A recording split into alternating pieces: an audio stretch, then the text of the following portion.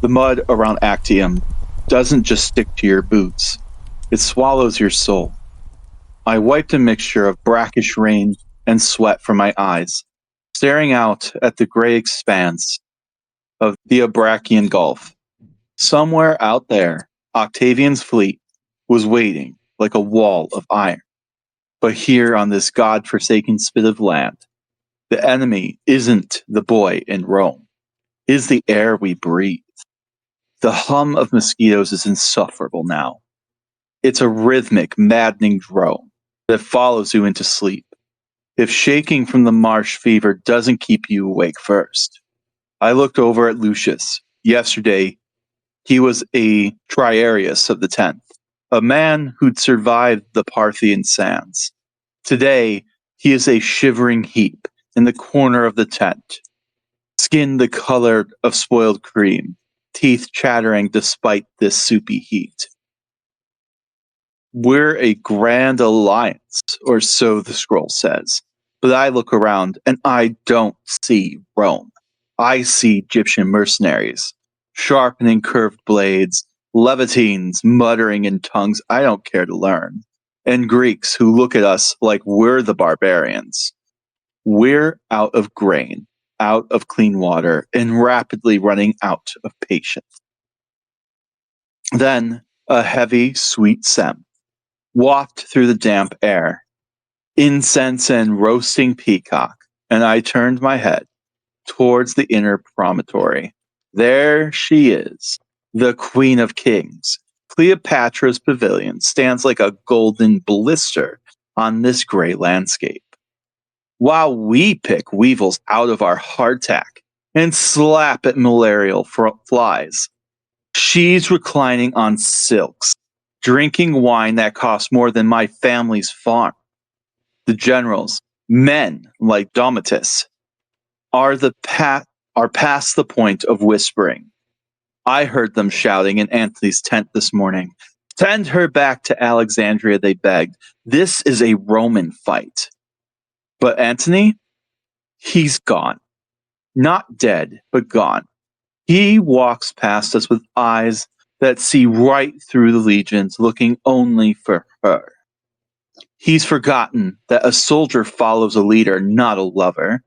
The wind picked up, carrying the salt of the sea and the stench of the dying. If the fever doesn't break soon, or if the ships don't move, there won't be any army left for Octavian to fight.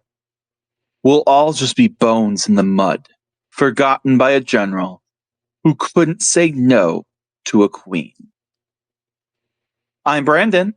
And I'm Courtney. Welcome to the Time Travelers Club. The final disintegration of the Roman Republic and the fall of the Second Triumvirate was not a sudden event, but a slow burning fuse lit in the east. It began in earnest in 34 BCE, a year that saw Mark Antony turn his back on Roman tradition to embrace the opulent, dynastic ambitions of the Ptolemaic court. So as we saw last time, by 34 BCE, Mark Antony needed a military victory to restore his reputation after a disastrous campaign against Parthia 2 years prior. He eventually turned his eyes towards the kingdom of Armenia. Antony dispatched his envoy, Quintus Dellius, to King Artavasdes II to negotiate a marriage alliance that would unite the Armenian royal line with Alexander Helios, Antony's son by Cleopatra. Why are we marrying babies already? Come on, it's the go-to. It's not a treaty unless we're marrying kids. Come on. Rage! Babies don't need spouses. Which is really weird because neither one of these people got... Well, I suppose Cleopatra got married to a child, but she herself was not a child. You know what I'm saying? Like Antony definitely didn't have that problem either. I think he was in his 20s when he picked like his first, wife or whatever. So like I just find it really weird like that they're all on the baby marrying train, but whatever. Yeah. So when Artavasdes, the only sane one, hesitated, Sensing Antony's desperation, the Roman general abandoned diplomacy. So you're not going to have your daughter marry my son? All right, fine then. Antony I marched mean, his legions north, swiftly defeating the Armenian forces. This is a dick move, Antony. What the fuck?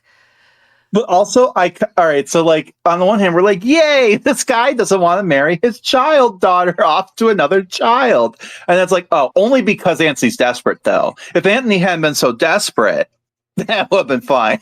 Just Goddamn. But through a mixture of force and treachery, he captured the king, his wife, and 2 of his sons, seizing the royal treasury.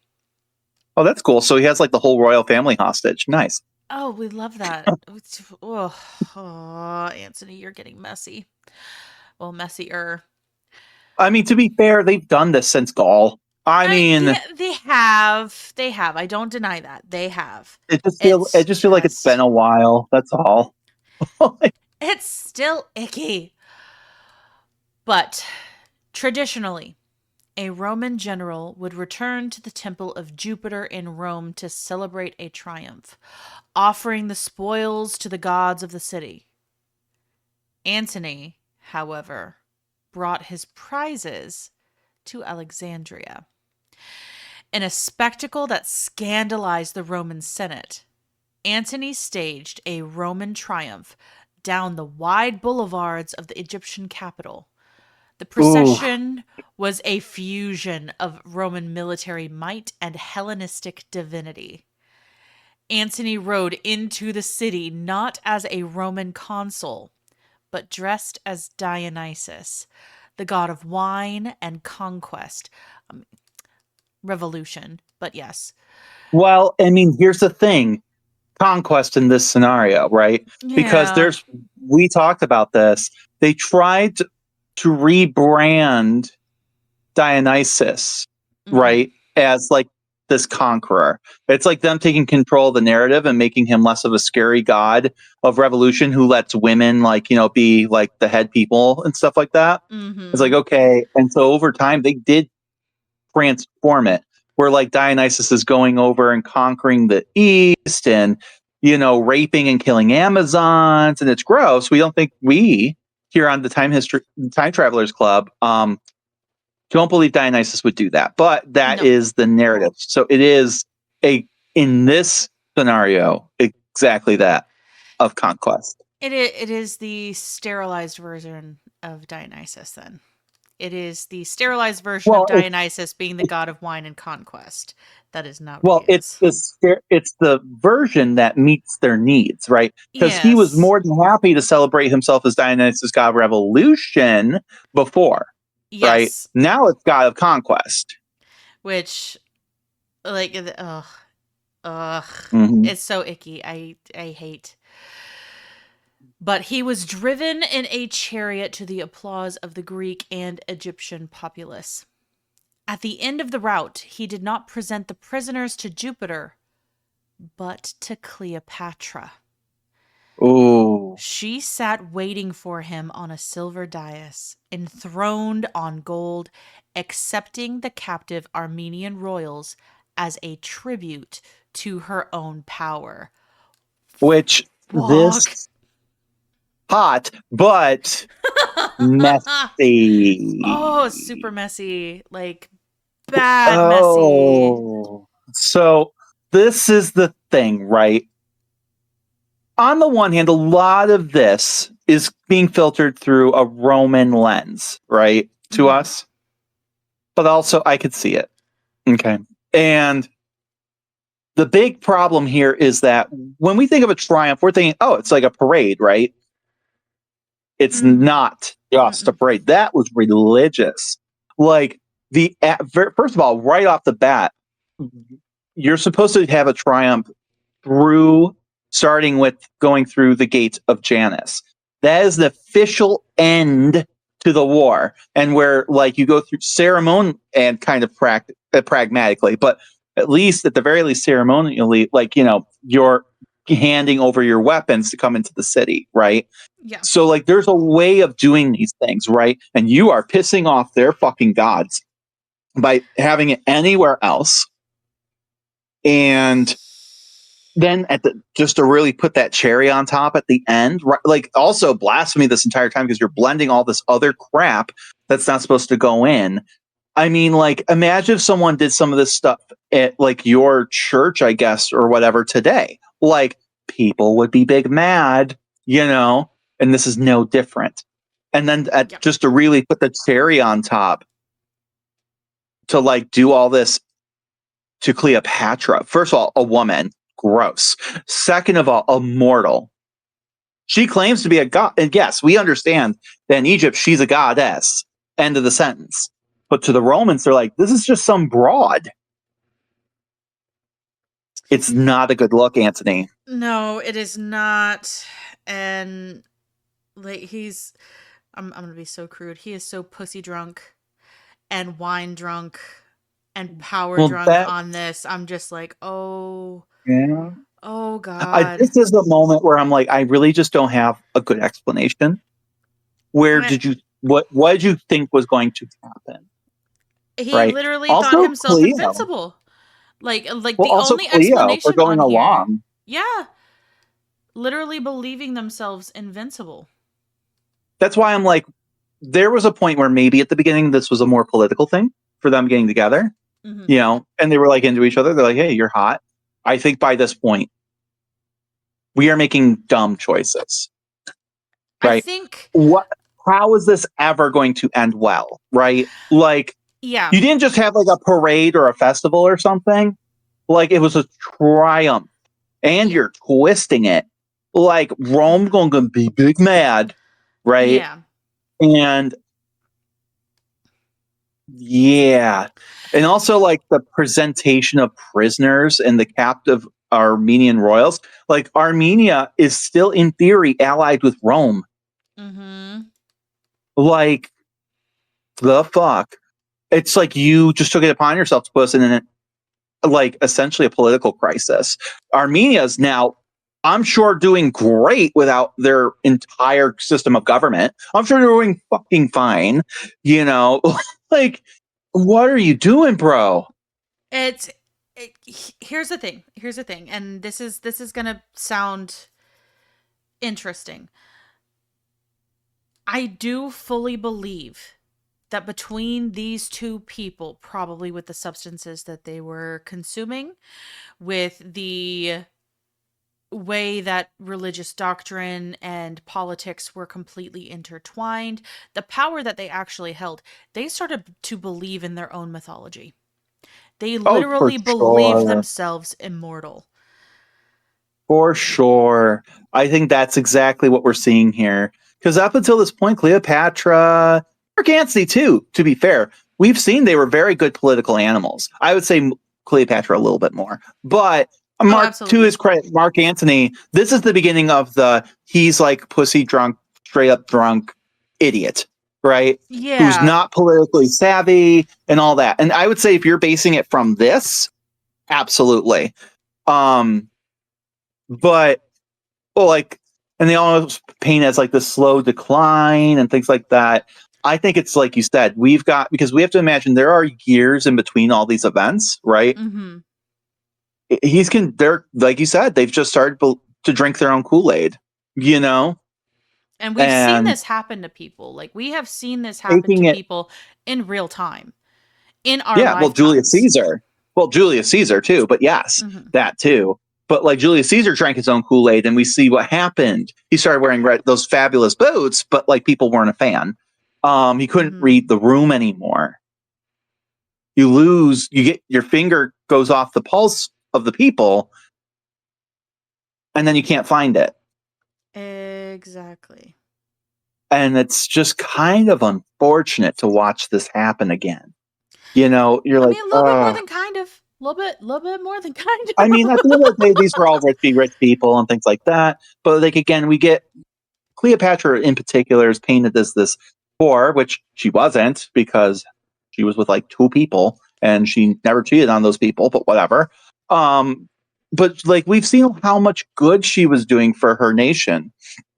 She was directly involved with justice, reformation, trying to, establish more equal rights amongst her people, like at least in a soft way, if not in a legal code kind of way, like she really was trying to like embrace the native populations and like bring them into the fold as well.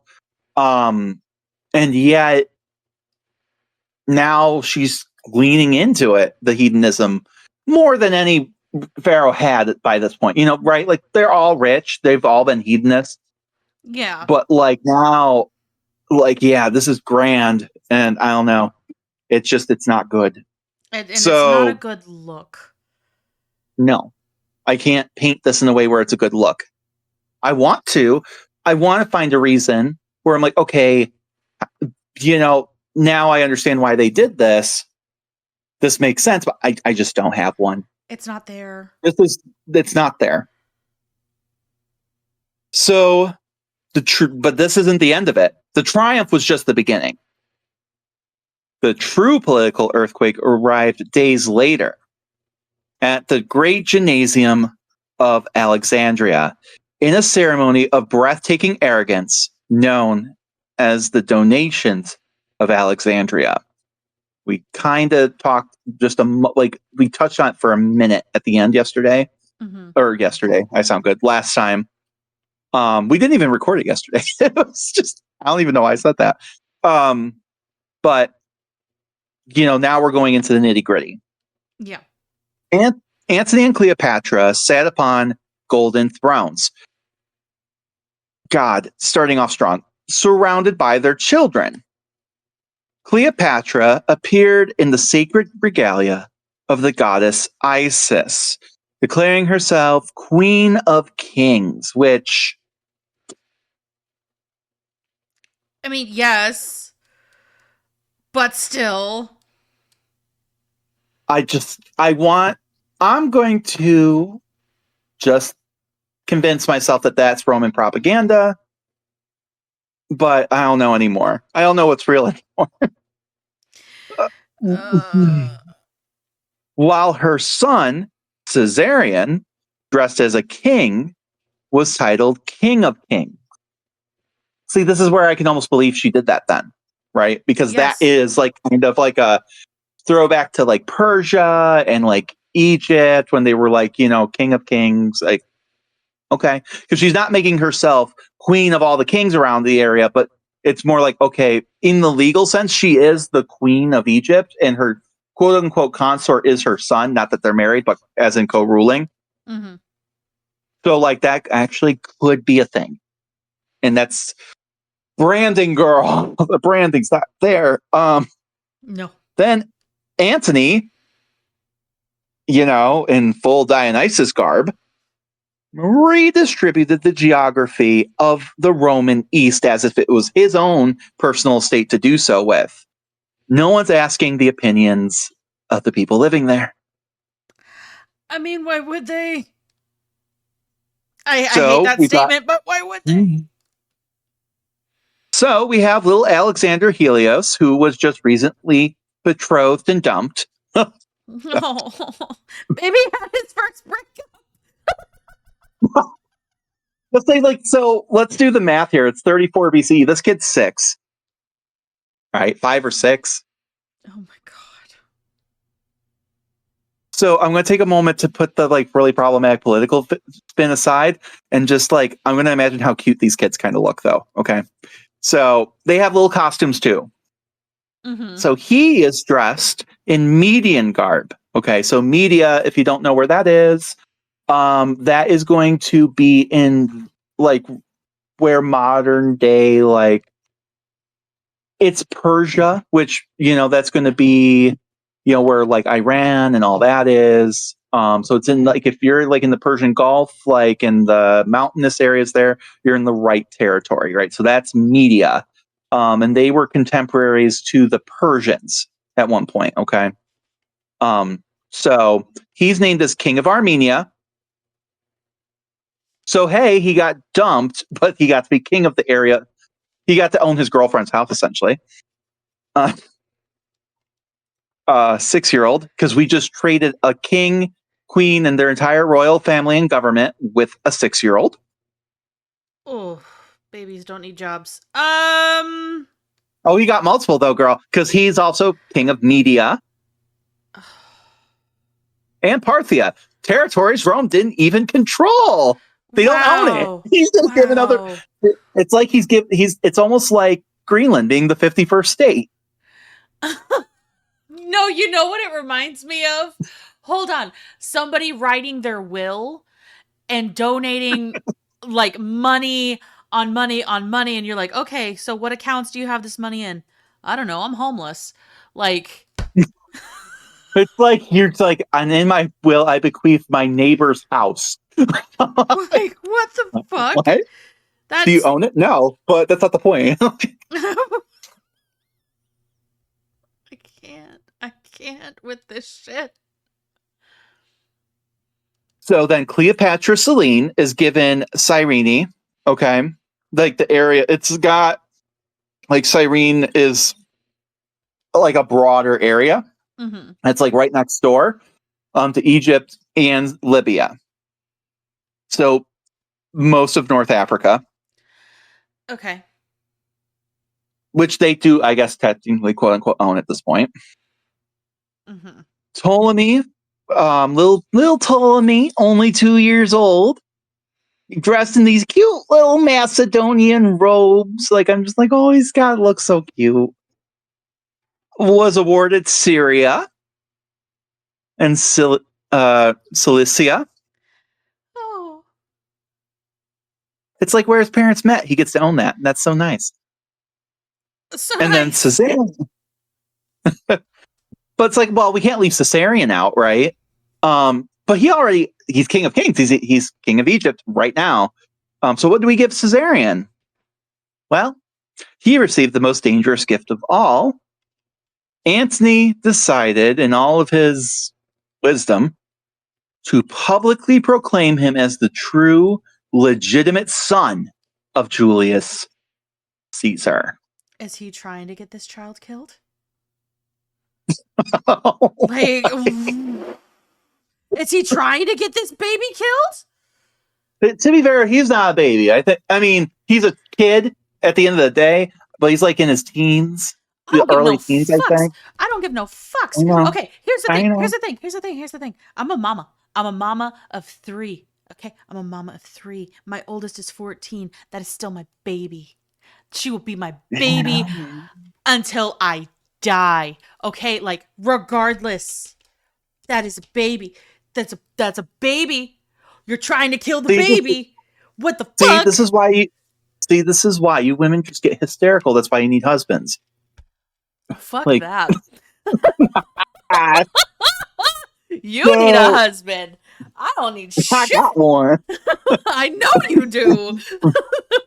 So,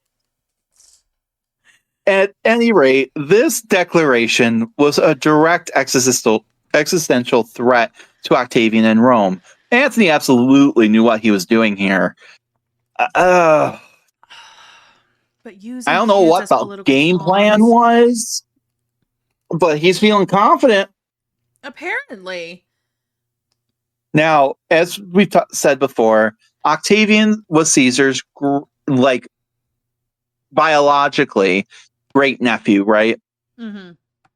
And his adopted son, which in the eyes of Rome made him his just like son, period. Right? Yes. His entire claim to power rested on the name Caesar. So by elevating Caesarion, the biological son of Caesar, Antony was effectively calling Octavian a usurper. Fuck.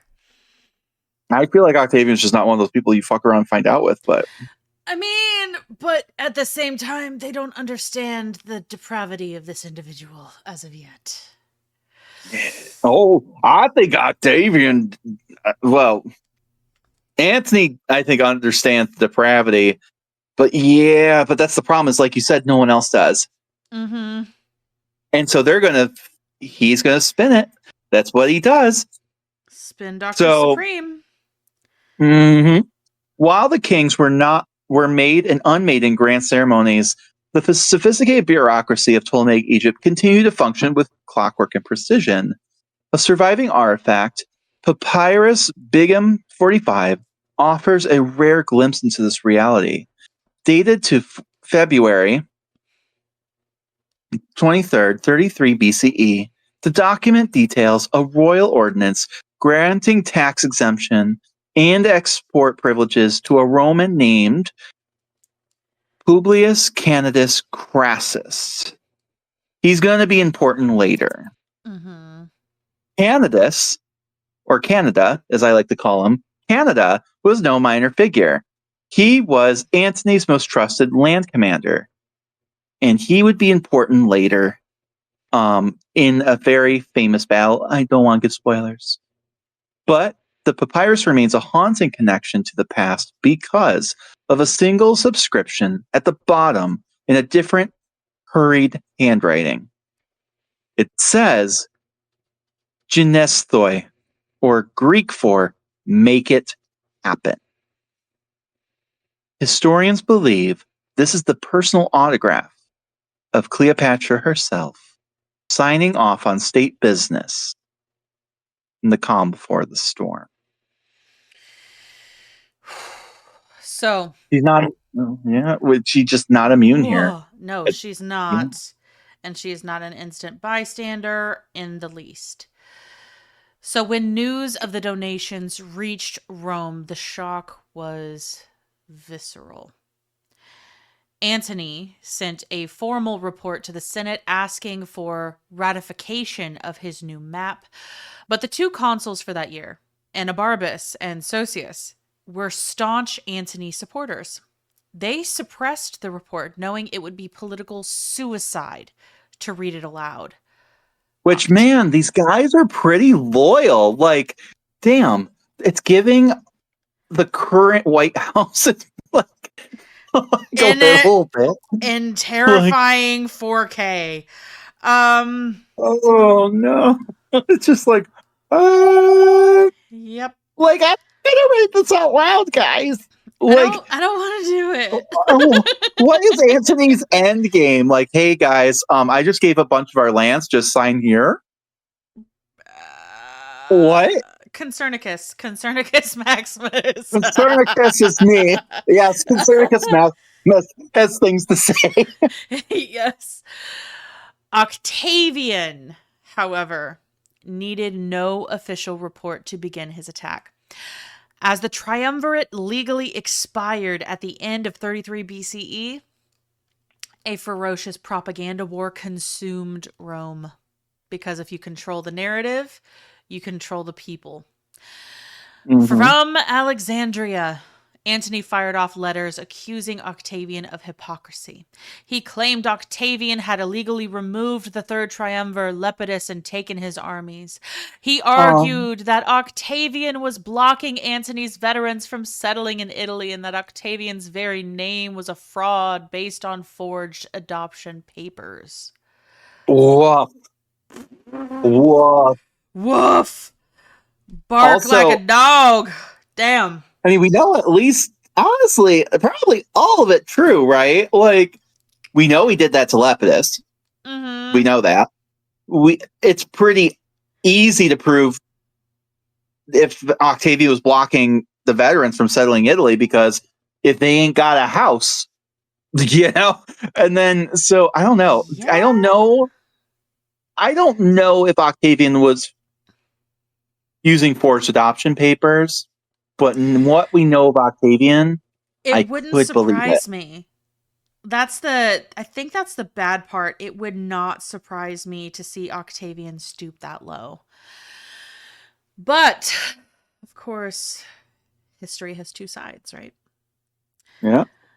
Octavian, a master of spin by this point, this man makes me dizzy, painted a picture of Antony not as a rival Roman, but as a man enslaved. Pussy drunk. He argued that Antony was drugged by sorcery, a puppet of a foreign queen who wished to rule Rome from Alexandria. The My gossip. eyes are so rolled. My eyes have rolled to the back of my head to the point Absolutely. that I can see my own brain. Like, We're pulling a SpongeBob. Got you. So the gossip was vicious. Stories spread that Cleopatra had dissolved a pearl worth 10 million sesterces in vinegar to win a bet, and that Antony was so subservient he washed her feet at dinner parties. People can have kinks, y'all. People can also, have like, kinks. no, it's not even a kink. He treating his queen, like he's like, here, babe, you've been working all day. Let me massage your feet for you. Oh, thanks, babe. Like, it ain't weird. Whatever. No, it's not. Well, it's weird to me because I have yet to find a man to do it. But that's a me problem. Um But like at the same time, now I'm like really second guessing that whole Pearl story. I loved it, but now I'm like, huh, now that I see it like this, maybe it is just spin. Maybe that never happened. You know? Potentially, Like, because you have to realize, like, when we say that history is written by the victors, the people will mm-hmm. actually sit there and doctor documents, will put forth their narrative to make them not the bad guy. We see this Right. over and over and over and over and over again. Think Vietnam War, think Korean War, think, all of the different expeditions in South America to yay freedom, yay democracy. No, it wasn't. It's spin. But also like in this scenario too, like I'm sure they were living it up. I'm sure there was decadence and all that. But like maybe it wasn't to that level where they're just like, dissolving entire pearls just for the sake of a bet. Like now thinking about it, yeah, I mean, I'm gonna put it out there that here on the Time Travelers Club, maybe we are deciding that she did not, in fact, dissolve millions of dollars worth of pearl just to prove a point. Yeah, I mean, it's a sexy story. Let's be super real. It Mm-hmm. is a sexy Yeah, it's story hot. of, all right, want to bet? But it Let's also bet. paints her as this person who's so. It's Marie Antoinette, right? We see Yeah. it over and over and over again, like with um yeah, Catherine de Medici, with Marie Antoinette, and like even Catherine the Great. Like we see this all the time, like when women are in power or have anything like that, right? Or they're super rich, like paint them in a certain way. And in this case, it's like she's so disconnected from the people she rules over that while they like starve or struggle or whatever, she's drinking like fucking pearls. Yeah. And it's And it's kind also of probably a ridiculous. euphemism. Oh, absolutely. Absolutely. Definitely a euphemism. But yeah, it's disgusting. It is propaganda, and realistically as we're going through it, even like sometimes even during like the conversation of this, we're having these revelations like, "Oh no, this is narrative. This is Yeah. propaganda." So, Yeah. the climax of this Cold War came when two key supporters of Antony, Munatius Plancus and Marcus Titius, Titty, they defected Titties. to Octavian. They are not loyal titties. No, once it's going all in the direction on its own. So for my other big chested women, they are the titties that try to strangle you at night. This is why we don't sleep on our backs. Easy to slit your throat. Exactly. They revealed that Antony had deposited his will with the Vestal virgins, See, shattering. Mhm. this is where I'm gonna say I think this is bullshit, and if there's a forgery, it's here. Continue. Oh my gosh. Shattering religious taboos, Octavian marched into the temple of Vesta. First, fuck you, Octavian. Because he's not allowed in there. No, There's he so many is rules not. about this. Like, this is not just taboo. This is complete sacrilege. This is horrific. Whoa. That's why people put these things here, because they're supposed to be safe. Exactly. But he marched into the temple of Vesta. He seized the will and he read it to the Senate. The document confirmed Antony's desire to be buried in Alexandria with Cleopatra, not in Rome. This was the proof Octavian needed. Antony had ceased to be Roman. To rally the people without igniting the shame of another civil war, Octavian declared war solely on Cleopatra. The Senate ritually stripped Antony of his consulship and powers, declaring him an outlaw who was following a foreign sorceress to his doom. Which I'm suspect. I'm side-eyeing this so much. He just happens to find this magic document that confirms all the fears of the people. Yep. Bullshit. In a place he wasn't even supposed to be in the first place. Exactly. Honestly, this is like no facts, just vibes. But you know what? I think he went in there, saw the will, and it was boring. Wasn't this thing he needed. And he's like, fuck it. I'm walking out of here with something. Well, here's the thing. With documents like this, how easy is it to forge, especially in this time period? Right. Like, we still deal with out. forgeries now. We still deal with this kind of shit now. How much easier was it back at that time period? Right. And it's not like someone's comparing his handwriting or nothing anyway. But like, even then, is he even really letting people look at it? Like, is he just going in there, I have found this, reads it out loud, and everyone just was willing to believe it? He's primed them for this for a while now. Mm-hmm. And right. It's Yeah. And I don't know. To me, I'm giving it side eye. Oh, there's plenty of side eye here. And I'm not even saying that maybe he did have plans of having himself buried in Alexandria and all that. Maybe that is true. I just, I don't know. Seems weird that he, had that written up and sent all the way to Rome?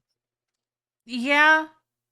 Especially since, like, realistically, he already is using Alexandria as the seat of his power. Why would he entrust documentation to Rome? Right. That makes no sense. Where his political enemy is? Yeah.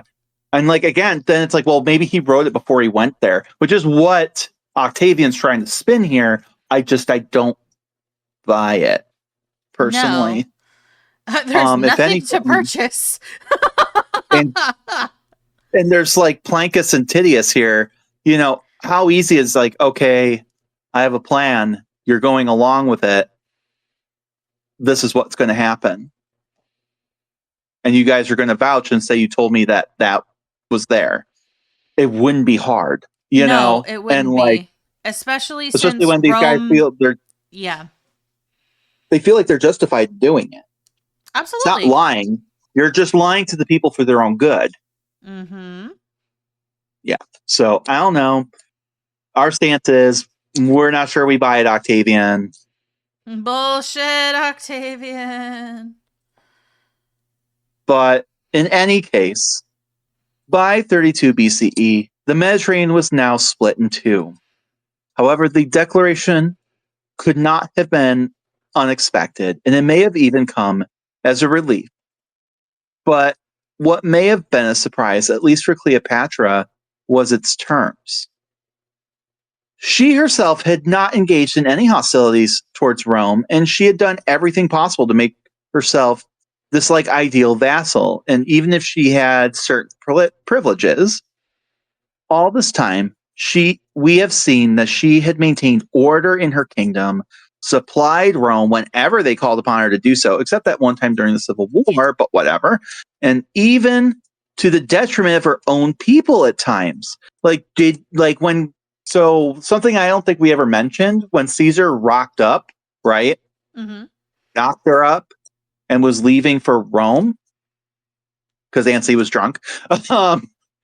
He was like, yeah, so you know that debt your dad owed us? We want it all right now. Right now. Yeah, no, we didn't go over that. So yep, she had to pay literally an entire nation's debt all at once. And to do so, she actually had to go from gold standard to silver standard. But you know what? She had to, She got it done. yeah.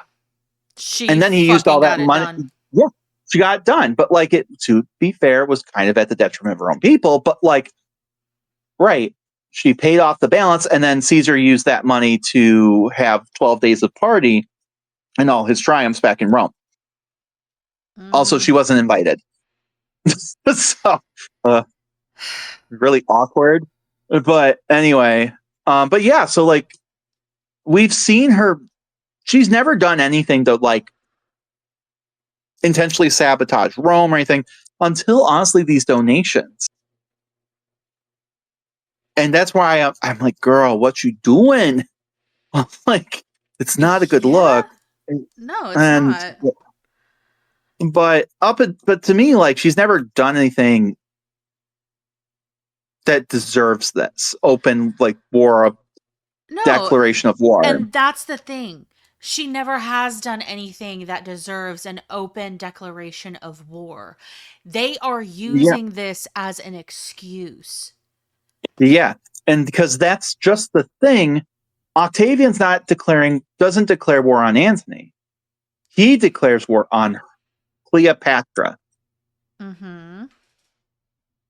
Just her. And he's using she has seduced and bewitched Antony. Ooh, seduced. Ooh, bewitched. It's the same fucking story told time and time again. Blame the vagina havers. But that's the thing. I don't think Octavia really is. You know? No. He don't. No. It's just Well, it's a rather than ploy for the another. simpletons. Well, right, because here's the thing. Rather than it being like, oh my God, he's dragging us into another civil war. It's not a civil war, guys. We're saving him. We have to save our brother from this witch. Also, we will, and if we win, we'll get all this bullshit. Wow, sounds very Holy War-esque. Right. So, with that being said, yes, she had gained a lot, but that had all been through diplomacy and politics. And honestly, she wouldn't have gained any of this without the actual like rubber stamp of Rome. Nope. Like, they had been complicit. If they were nervous, it was very hindsight, right? We hear like Rome was nervous, but gave it to her anyway. These are all people writing after the fact, right? So, as Stacy Schiff in her book, Cleopatra, A Life, says, quote, she had done everything in her power to uphold and nothing to diminish the surpassing greatness of Rome, end quote. And that's been true. She hasn't ever said that Egypt was better than Rome, nothing. You know, she's always been pretty supportive, you know? Mm-hmm. Like I said, the donations are really what does it at this point. That really was just honestly stupid on her part. But I mean, if anything, it just goes to prove that they had always been waiting for her to fuck up. Well, of course they had been. So, but of course, that would never have been enough. At the end of the day, Rome was ready to make its move to seize Egypt for itself. And due to the misogyny of the day, she, as a female ruler, was an easy excuse, and no one was going to question it. Just like Fulvia, we see where loyalties get you. So even though it had been Antony who gave away those lands, she was going to be to blame. Antony and Cleopatra would establish their headquarters at Ephesus and then Samos, gathering a force that dwarfed anything seen before. They commanded 19 legions of infantry, which is roughly 75,000 men. Right? That's why when I said earlier, oh, we sent you 2,000 people. That's an insult. Right. It's cute.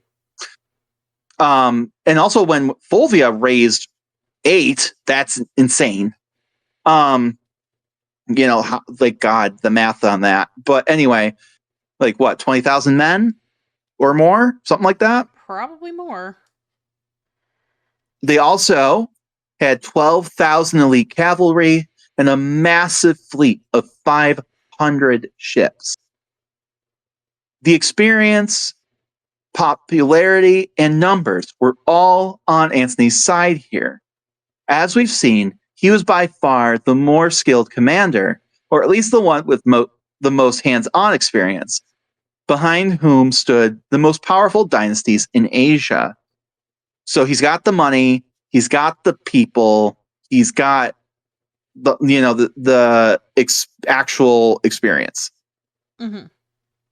To him, it made no difference that he had no authority in Rome, and a third of the Senate was in fact on his side.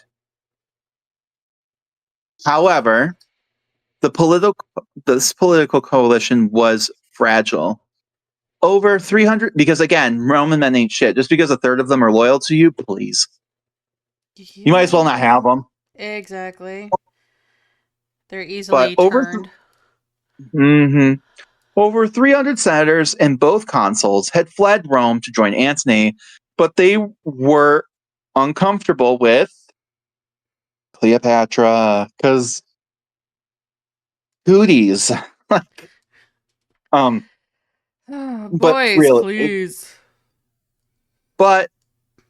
They were uncomfortable with her prominent role in the war council because vagina. But there was some bigger issues here.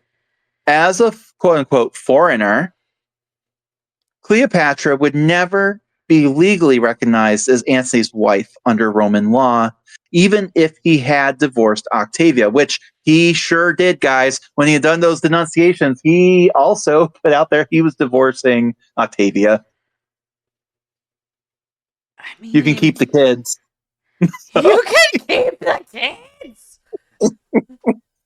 I got enough on my hands here, thanks. Oh my God. I will say poor Octavia on this part. Like, that's shitty. I mean, it is shitty. Like, he could pay child support. Come on. Roman men ain't shit. So it was only in the eastern regions that the relationship was even recognized. For Egypt and Cleopatra herself, it didn't matter, as Antony had no official status there anyway. He was there as a consort and patron, a pretty face, honestly, and not much more. While unproblematic in Egypt, that was not the case in Rome, right? Mm-hmm. Where toxic masculinity and patriarchy were everything. I mean, was he just some fuck then? A boy toy? The woman of the relationship? I feel like that question really hits home because, I remember a time when people would ask those kinds of questions of me, like, well, which one of you is like the wife? Yeah, that's always grossed me out a Neither, lot. because both of us have penises, so. Yeah. And this, if you're ever wondering where that comes from, it's right here. Yep. What they mean is who's the dominant and who's the submissive. And they're assuming that if you're the bottom or the submissive one, the house, like the homemaker, which you don't have to be any of those things. Fun fact. I mean, like you both could just do things equally, but that's crazy. One of you has to be one of those things. That means you're the woman. Yep. So because Cleopatra has the job and he's at home just organizing parties and stuff, he must be the lady. Gross. Oh, very gross.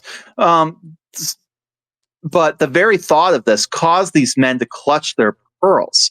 After all, she was the dominant in the relationship. On top, even metaphorically, then that made her the man and him the bitch.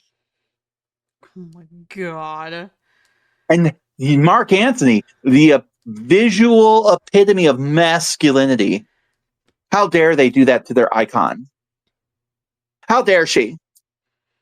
And he's like, "Have you tried? Have you tried it? I love me a good, cowgirl. Like, Yeah. It's good I, for both, I promise. that was just. But to Romans, this was just absolutely unnatural and unacceptable. Acceptable, Unacceptable. unacceptable.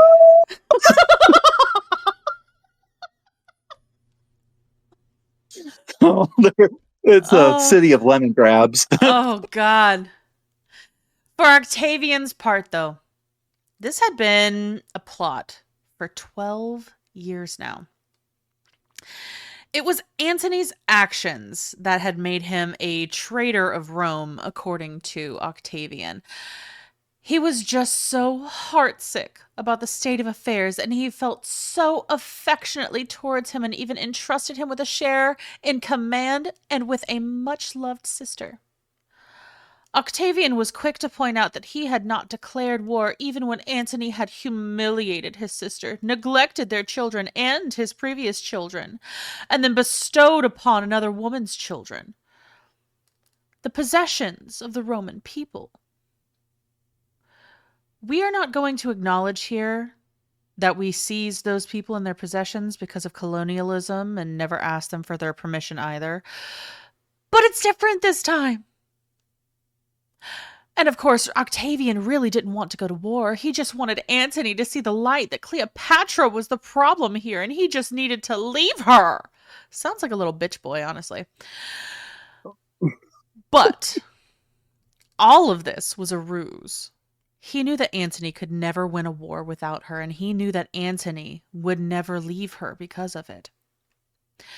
The battle at Philippi had bought Antony over 10 years of goodwill, but it was all an end now.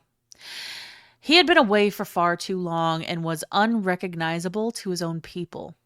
Therefore, it was easy to believe the story that Octavian was spinning, because just like today, there's fake news, and people don't like to fact check, and that was even harder to do back then. You were dependent on your local news source, and news had to go through certain channels first before they were ever even distributed amongst the people. To further support this, back in 33 BCE, Octavian had expelled the multitude of astrologers and soothsayers from Rome, ostensibly to purge the growing Eastern influence. Actually, better to control the storyline. With his own Roman oracles, he even came up with a story about how on the Acropolis it was said that the statues of Cleopatra and Antony had been struck by lightning and lie in sorry ruins. Ugh. Disgusting. And the part that pisses me off, and I've said it before, guys, I use divination all the time. I do this all the time. I do it for myself. I do it for clients. I do it for friends because it is a way to connect yourself with the divine. The fact that he would go to such a sacrilege extent and have these people lie for him. Mm-hmm. Well, because the thing is like, I don't disbelieve that there was a storm one night, and when people woke up the next morning, those statues were wrecked. Do I think that they were struck by lightning? No. I think what No. happened is we smashed them, and then, oh, look, guys, they must have been struck by lightning. Yeah. Even if they had, I mean, it's not impossible, I guess, that they were struck by lightning, but like, even if they had, we're so spinning this. Oh yeah. No, it's absolutely being spun like a yarn. And it's frustrating as hell. It's Because this is spinning the more kind than of a shit. neurospicy kid. Oh, God. But this is the kind of shit that actually makes people see people that do divination as con artists, because it has been used as an aspect of political theater and to give religious sanctification to the moves of politicians. Like, fuck that. Fuck that.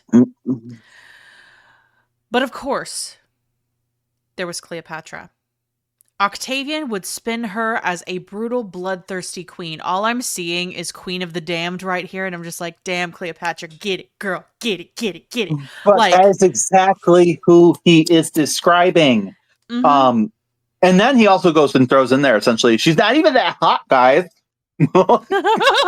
She's sexy and she can literally persuade you with her pussy, but she's not that hot. Like, the fuck? Well, like, that's how they describe Cleo. Even today, we had that part of the episode I a while remember. back where it's like, yeah. And I'm like, which is it? Is she hot enough to ruin nations or not? Exactly. Like, Make pick up your one. fucking mind. Jesus. But he's going to spin her as this brutal, bloodthirsty queen whose only wish was to seize the world of Rome for herself, even if it meant fucking her way there. Jesus Christ. Oh, you're going to fuck your way to the top? Oh, who'd you have to fuck to get your promotion? I'm just. Do you feel my rage? I just see her like on a contraption where like it moves, like with like no. she's got to bounce on it to like yeehaw to get her way to the top. Jeez. No, and all I can hear in the back of my head is bounce on it, crazy style. My brain goes to like that America's Next Top Model from like 2000s. Oh, like it's like, God. you want to be on top. You want to be on top. Jesus Christ. But these guys, these fuckers, they were Romans. They had conquered men like the fierce Gauls, Germans, and Britons. Would they let some Egyptian whore conquer them with their eunuchs and hairdressers? I have got to love the misogyny and the bigotry in that comment. Like, it is, woo, I'm gonna fight. I'm gonna fucking fight. But it is pretty impressive. It is impressive to attack so many oppressed groups at once. Oh my God.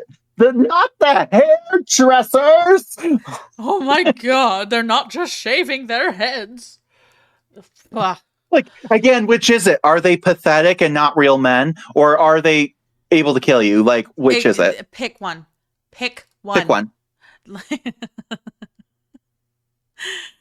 Not to mention. So just like a personal little thing in my life, this actually reminds me of something. So I remember, like, I was, like 18 or whatever, hadn't come out to my family or anything yet, right? Mm-hmm. And someone that my mom was dating made a comment, right? Because they were in the military, right? And this was when Don't Ask, Don't Tell was being revoked, right? Mm-hmm. And he made the comment of like, so, like, what?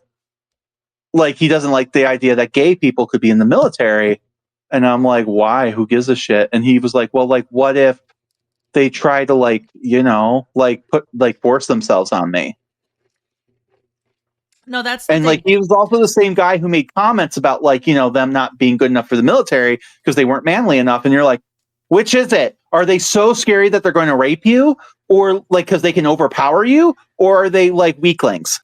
No, and that series of just wonky logic, because it makes no fucking sense, right? It's not. Yeah. Like, I sit here as a woman. I'm like, oh my God, you're so afraid to be hit on by a man because you don't want to be treated like a woman. Exactly. And that's actually what I said to him. So I'm like, so you're afraid like how a lot of men would treat women? Mm-hmm. And like, he got real quiet. And I'm like, well, he goes like, well, I wouldn't. I'm like, well, that's not what I said. But that does happen. Mm-hmm. It's the argument of like why women can't be alone with guys. Like women shouldn't wear certain things. It's that same strain of logic, and you are so afraid that someone's going to treat you like that Yep. when they promise they don't give two shits. Exactly. Like, what the hell? And it just, but this is where it all stems from, guys. Mm-hmm. Right here, Greece and Rome.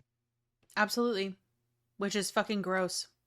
We should have dropped this shit over 2,000 years ago. It's been 2,000 years. Fucking stop it. So, Octavian, right, had found his own Antony and Lepidus rolled into one. Agrippa. He Agrippin that penis. But. Agrippa. Fun fact, this is who Julia, his daughter, will marry one day. Oh, ew. His baby. Ugh.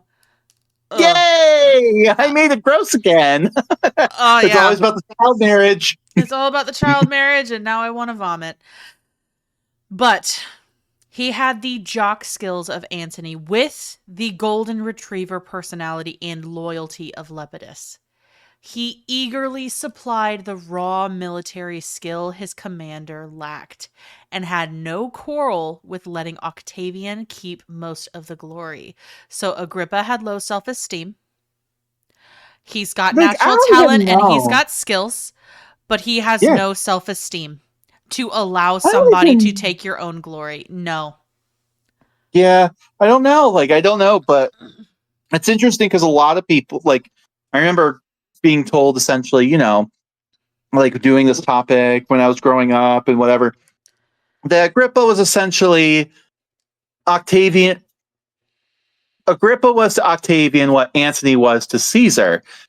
He's really not, right? I mean, Octavian really hammered out the kinks of that relationship, right? Because Caesar, we've seen, right, sometimes had a hard time controlling Antony because, shocking, Antony was his own person. Indeed. Agrippa had none of those problems. He just kind of went along with whatever Octavian told him to do. He was the yes man for sure. Take over, go lead my fights, my battles, do this, marry my daughter, who's like a baby, whatever I gotta do. And he was just like, yes, sir. And yeah, like I find that whole relationship fascinating. But in any case, by the winter of 32 BCE, it would pass with a fever pitch of inertia. And for the second time now, the usually rash Antony appeared slow in opening a campaign. It would seem that he had not learned the lessons of his mentor, Caesar, who was rather infamous for using the winter and what seemed like illogical times to surprise his enemies. I mean, he himself being a part of that many of those times. Mm-hmm. The Rubicon, Brunesium, all of that. But perhaps a maneuver like that would have changed the course of this narrative. Speed was something he needed. Cleopatra might have been the richest person in the world, but even she had limits to that wealth in funding these campaigns. With every month, she was running up a considerable expense, and she was going well above the normal spending limit for a legion by quadruple the amount. Holy It shit. would, yeah, it was like normally like if I think it was like five, like what was the math on it? It was like five, it was like 4 or 5 talents normally to fund a legion. She was spending like 20. Like, which a talent, by the way, depending on the system of measurement you're using, like if it was a talent, you had talent to silver, talent to gold, not going hardcore into the currency. I'm going to assume silver here, but whatever. A talent of silver was literally a man's weight in silver. What the fuck? Or gold. Right. So yeah. It was a lot of money. A lot of money. Um, and it would seem that maybe Antony had no desire for this war, which on the surface seems like maybe a surprise with our favorite jock. In his youth, he seemed to really revel in it, but after settling down and enjoying his family, maybe he had realized there was a different way of living. Something Octavian was probably very much in tune with, and exactly why he had chosen this moment to strike. During this time, Octavian invited Antony to an absurd staged encounter, and Antony would challenge Octavian to a duel, neither coming to anything. It's all just show and peacocking amongst two guys, a dick measuring contest, if you will. Well, we already know which way his dick swings, okay? We've seen that. That And this goes on for a while, like a year. But in early 31 BCE, Octavian finally made his move, rather suddenly. He transferred 80,000 men from the Adriatic to the Ionian Sea, and this forced Antony to go up north, as he hadn't moved his infantry into place yet, so this really threw him for a loop. Antony could not manage this as he had not gathered all of his troops, and his crews were incomplete.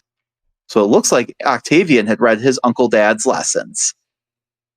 Uncle Dad. This retreat, though, did force Octavian to withdraw. The following weeks would consist of taunts and skirmishes, as Octavian roamed freely among the harbors of western Greece, and as Antony settled his legions on a piece of land, little more than a sandbar, at the southern entrance of the Ambracian Gulf. Here, Actium provided an excellent harbor, but it was still a damp and desolate area, covered in swampy lowland thickets with ferns and grasses, which would have been a good battle site, but would have been a miserable campsite. Swamps like these would have been vectors of disease, especially in the hot summer months when mosquitoes would have been everywhere. It would not have taken Antony or Cleopatra long to realize this, but weeks passed into attempted engagements.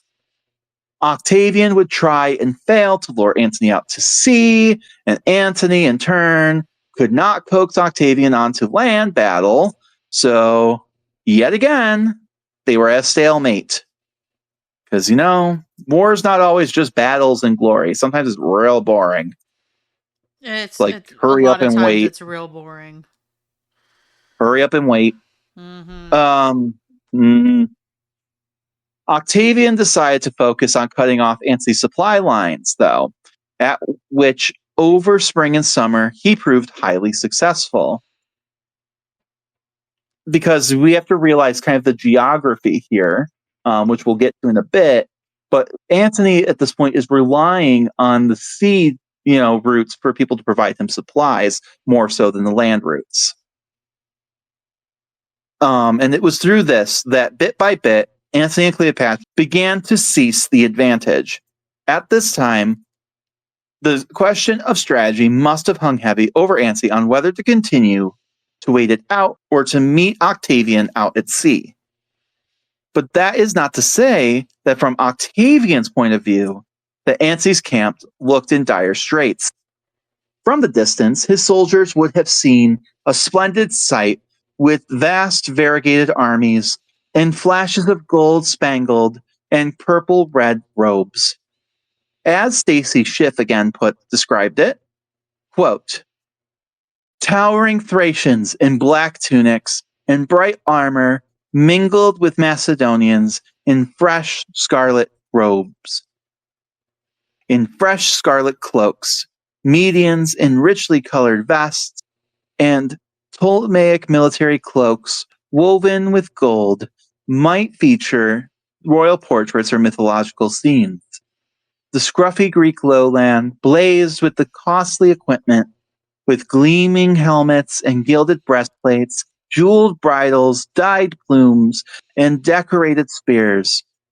The bulk of the soldiers were Eastern, as were the increasing numbers of rowers, many of them raw recruits. With them, assembled an ecumenical collection of arms, Thracian wicker shields, and quivers, joined Roman javelin, and Cretan bows, and long Macedonian pikes. Of course, Cleopatra was the one who had to pay for most of this, but she did offer something else as her own personal contribution. It was her gift in languages that had helped organize all of these vastly different people, and something Antony could never wish to do on his own. She spoke the language of the Armenian cavalry and the Ethiopian infantry, the Medians as well as all of the different Hellenistic sovereigns. Furthermore, most of these people had experience with powerful queens such as her and would have had no problem taking instructions from her, unlike the Roman legions. Fuckboys. Furthermore, they had little sympathy for either Antony or Octavian, as many of their own lands had been conquered by the Romans, who in turn had always held them in contempt as decadent and barbaric foreigners, even in their own lands. That being said, though, Cleopatra in recent years had benefited much from that same conquest. And there were many in the camp, including Herod and the Nabatean king Malchus, who had suffered personally because of this, and while she could communicate amongst these different groups herself, it didn't mean they couldn't communicate with each other, nor did they trust each other. As this stalemate wore on, Cleopatra's presence did little for morale, and Herod, perhaps seeing a situation, decided to back out, knowing it would shake up Cleopatra's position. Perhaps he was trying to realign himself to Octavian.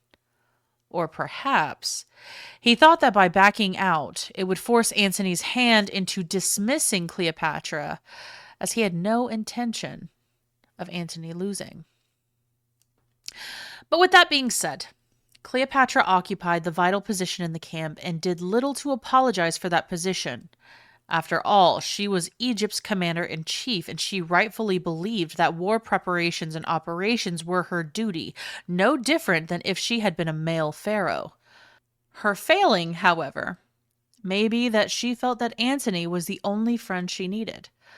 While we can applaud her for her unwillingness to be silenced, perhaps a gentler hand would have been the more political thing to do.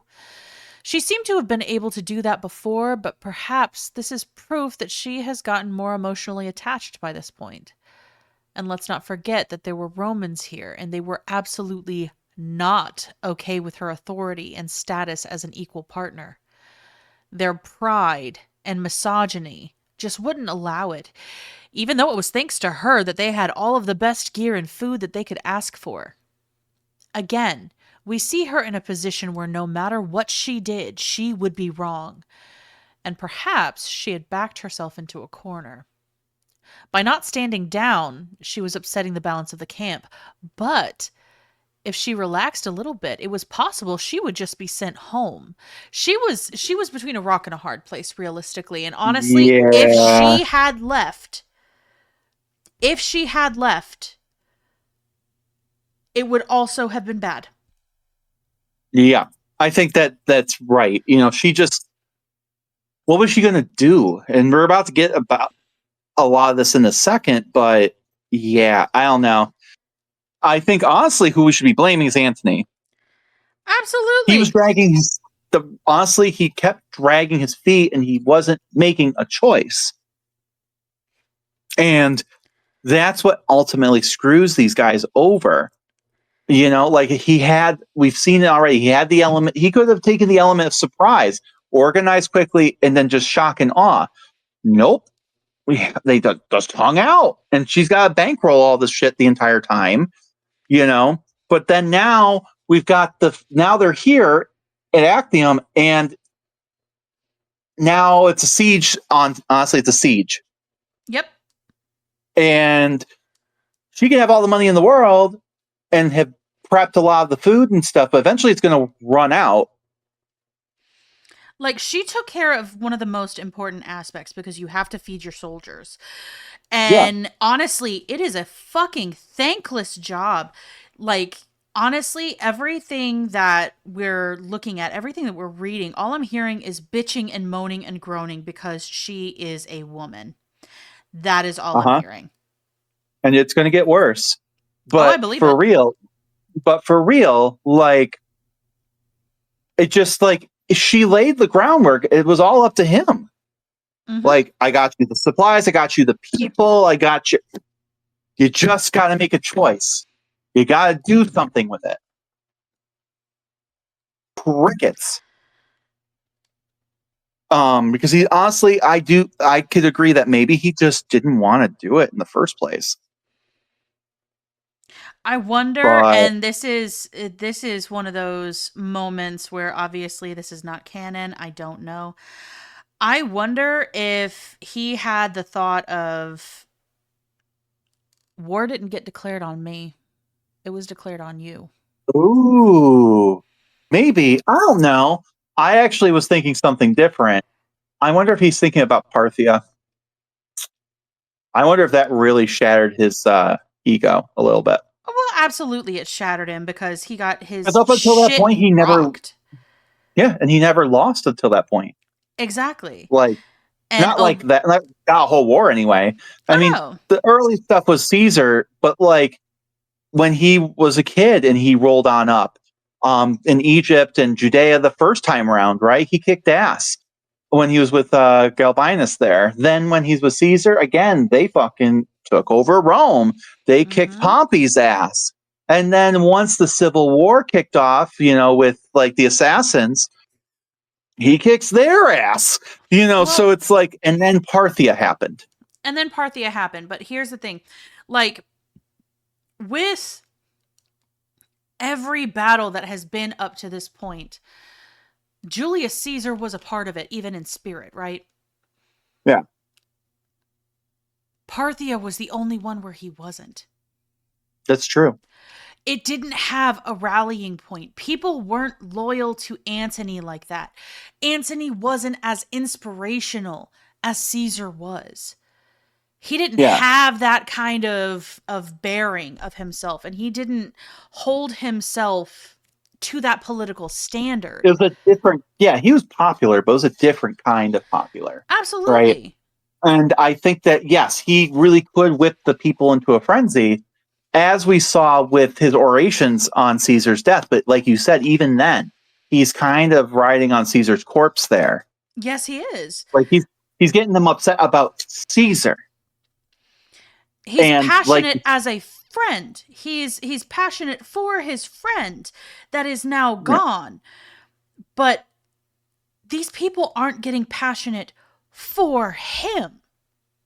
At the end of the day, I think that the smartest thing for him to have done long time ago was for him to recognize his role and kind of dip out, right? Mm-hmm. He could have stayed with Cleo, right?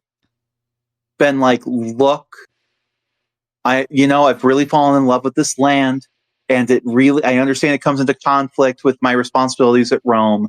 Therefore, I'm going to nominate this person. I think that they would be a great addition to the triumvirate. I'm going to back down, right? Y'all can figure this out, and I will be the liaison between Egypt and Rome. And a diplomat. Could have, should have, would have. He could have, because Egypt doesn't need him to be those things, right? No. Of course, it was beneficial for Cleopatra for him to be in power, but like not that much. Like he could have still retained loyalty at that point, because that's in the Roman culture too. Mm-hmm. This idea of like, once you fulfill the duty, right, the Cincinnatus, if you will, he could have emulated that and backed down. Mm-hmm. Octavian, it would have taken the wind out of Octavian's sails. Like, look, he's disloyal. No, I recognized it, and I love the Roman people so much that I know that I'm not the best one for this task anymore. Exactly. And he could have had it all. He could have had the family, could have had Cleo, he could have been rich as fuck and still important and got to relax. got I to don't, actually die an old man instead of dying a younger man. or at least potentially, yeah. I mean, we don't know. But like at the end of the day, I just, I think it was the upbringing. He could not. They wouldn't allow it. But that was the problem. He didn't have enough. He wanted both. He wanted the life, but then he wanted all of the glory too. I think there was this crisis of like identity. Who am I? Am I Roman? Am I Dionysus? Like I want to be both, but you can't be both. You have to pick one, and we're seeing it again here. Indecisiveness. I can't. Don't make me pick.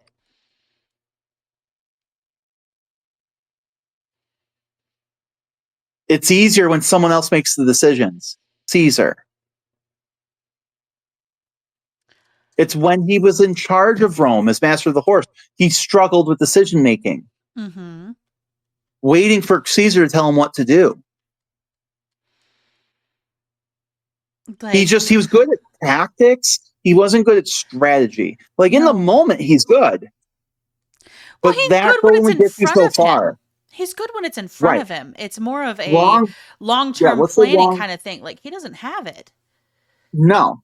And like that, and that's fine. You have to recognize that in yourself. And because he could not, and honestly, this is again where I'm like, Cleo must have loved him because, you know, she's in the past seemed to be pretty good about doing that stuff herself. You know, like I think that's where, like, that's the proof right there. But like I said, I just, this is where it's really coming down to is he's just not good with the decision making when you need it. He is not good in a strategic crisis. He is good in a snap decision crisis. Yeah. And yeah. So anyway, and further exasperating all of this, right?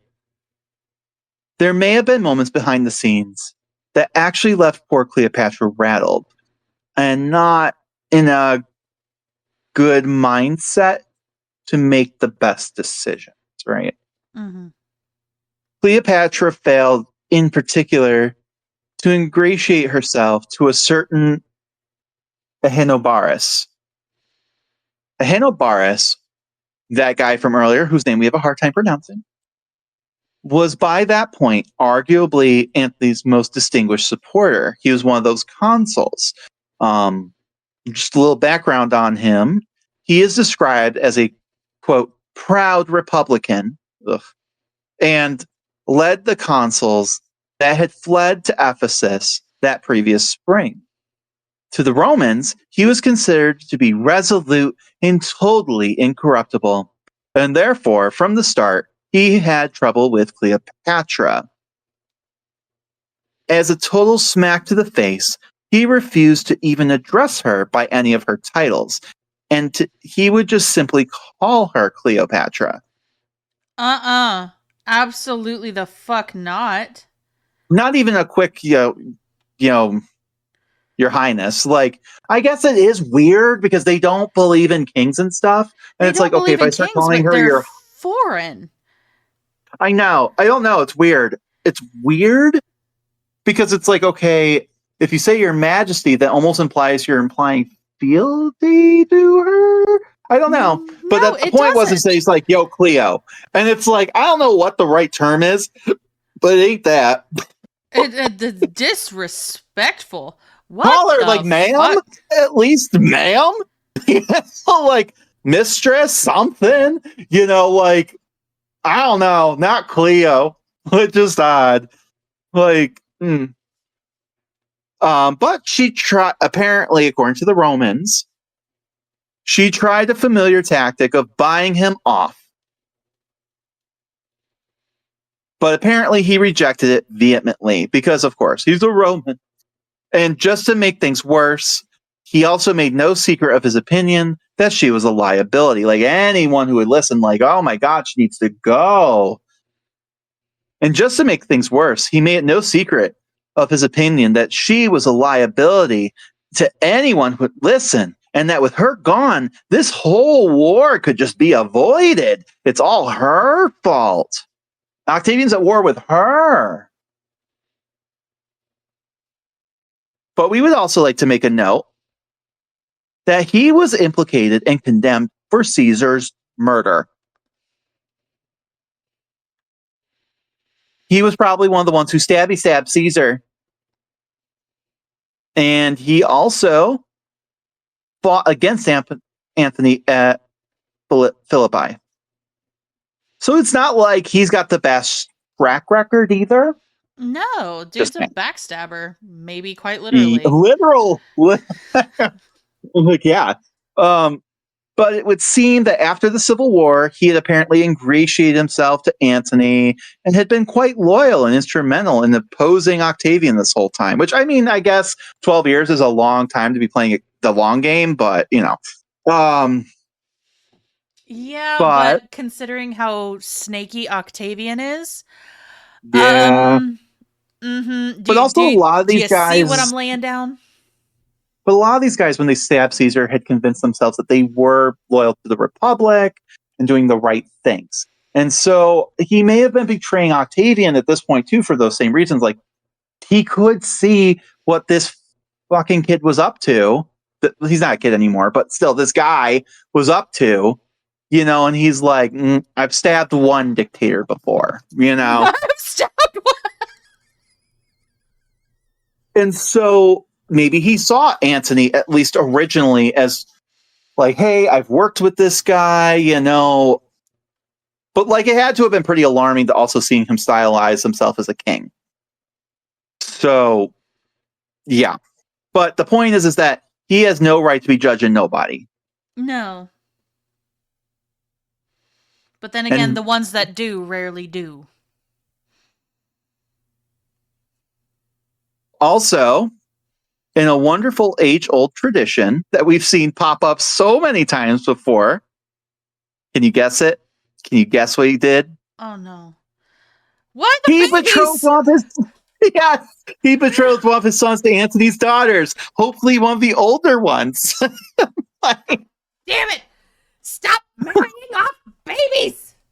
Hopefully, not like Octavia's. You know, like, Jesus.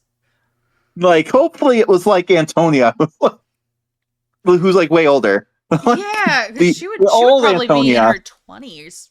Like, yeah, possibly creeping up to 30s at this point.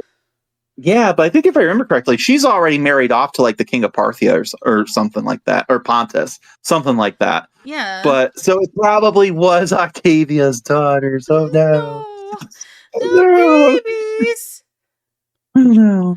So, but anyway, he had even fought with Antony in his Parthian wars. But apparently Cleopatra was just too much for this guy to handle. As morale began to disintegrate in Actium, he decided to take a small boat and defect to Octavian, because that's like the Roman go-to. When you're ready to bounce, you take a small boat. Pompey did it. This guy's doing it. It's weird. It's gross. It's always a boat. Row your boat to the other side. But at any rate, Antony was pretty devastated. But we, on the Time Travelers Club and Cleopatra, were not surprised. Oh, I'm sure Cleo saw this come in from a mile away. And you know, it's probably the hindsight. She probably pegged him and probably said something. And then he's like, oh, I just can't work with her. She tried to bribe me, guys. And she's like, no, I caught you trying to switch sides. But nobody listens to Cleo. Right. And like, it was easier for them to believe that. I came over here because she was just so unbearable. She tried to even bribe me. Oh my God. But Antony, being the super honorable guy he was, decided rather than rage out, instead he just sent his former colleagues, baggage, friends, and servants to join him. Like, he's like, all right, you guys can go with them and take all your stuff if you want. Yeah, It's no. not good. That is not a good tactic. And here, I Antony. just like, Oh my god. I don't like hostages. I don't like it, but it's See, I that wouldn't time. have even done that. See, I guess I'm a little too bloodthirsty. Like, you can have them back in pieces. Oh, whoa, girl. See, I'm like more, I guess I am Octavian. I would have been like, all right, I'm holding on to them. And if you, No, like I'm because a I know that fucking you're a rabid command. dog. Like, Oh, you want to do that? You want to go to the other side? Glorious. See, I'm like, all right, when we go to battle, I'm going to make sure they're in a nice, prominent place where you can see them. I see. I And like me, that too. I like that too. Or, like, I some of mean, them go in pieces. but to Depends just let them, on like, yeah. he No. let them go and take all their shit. Yeah, no. I'm just like, it's the nice thing to do, but it's the dumb thing.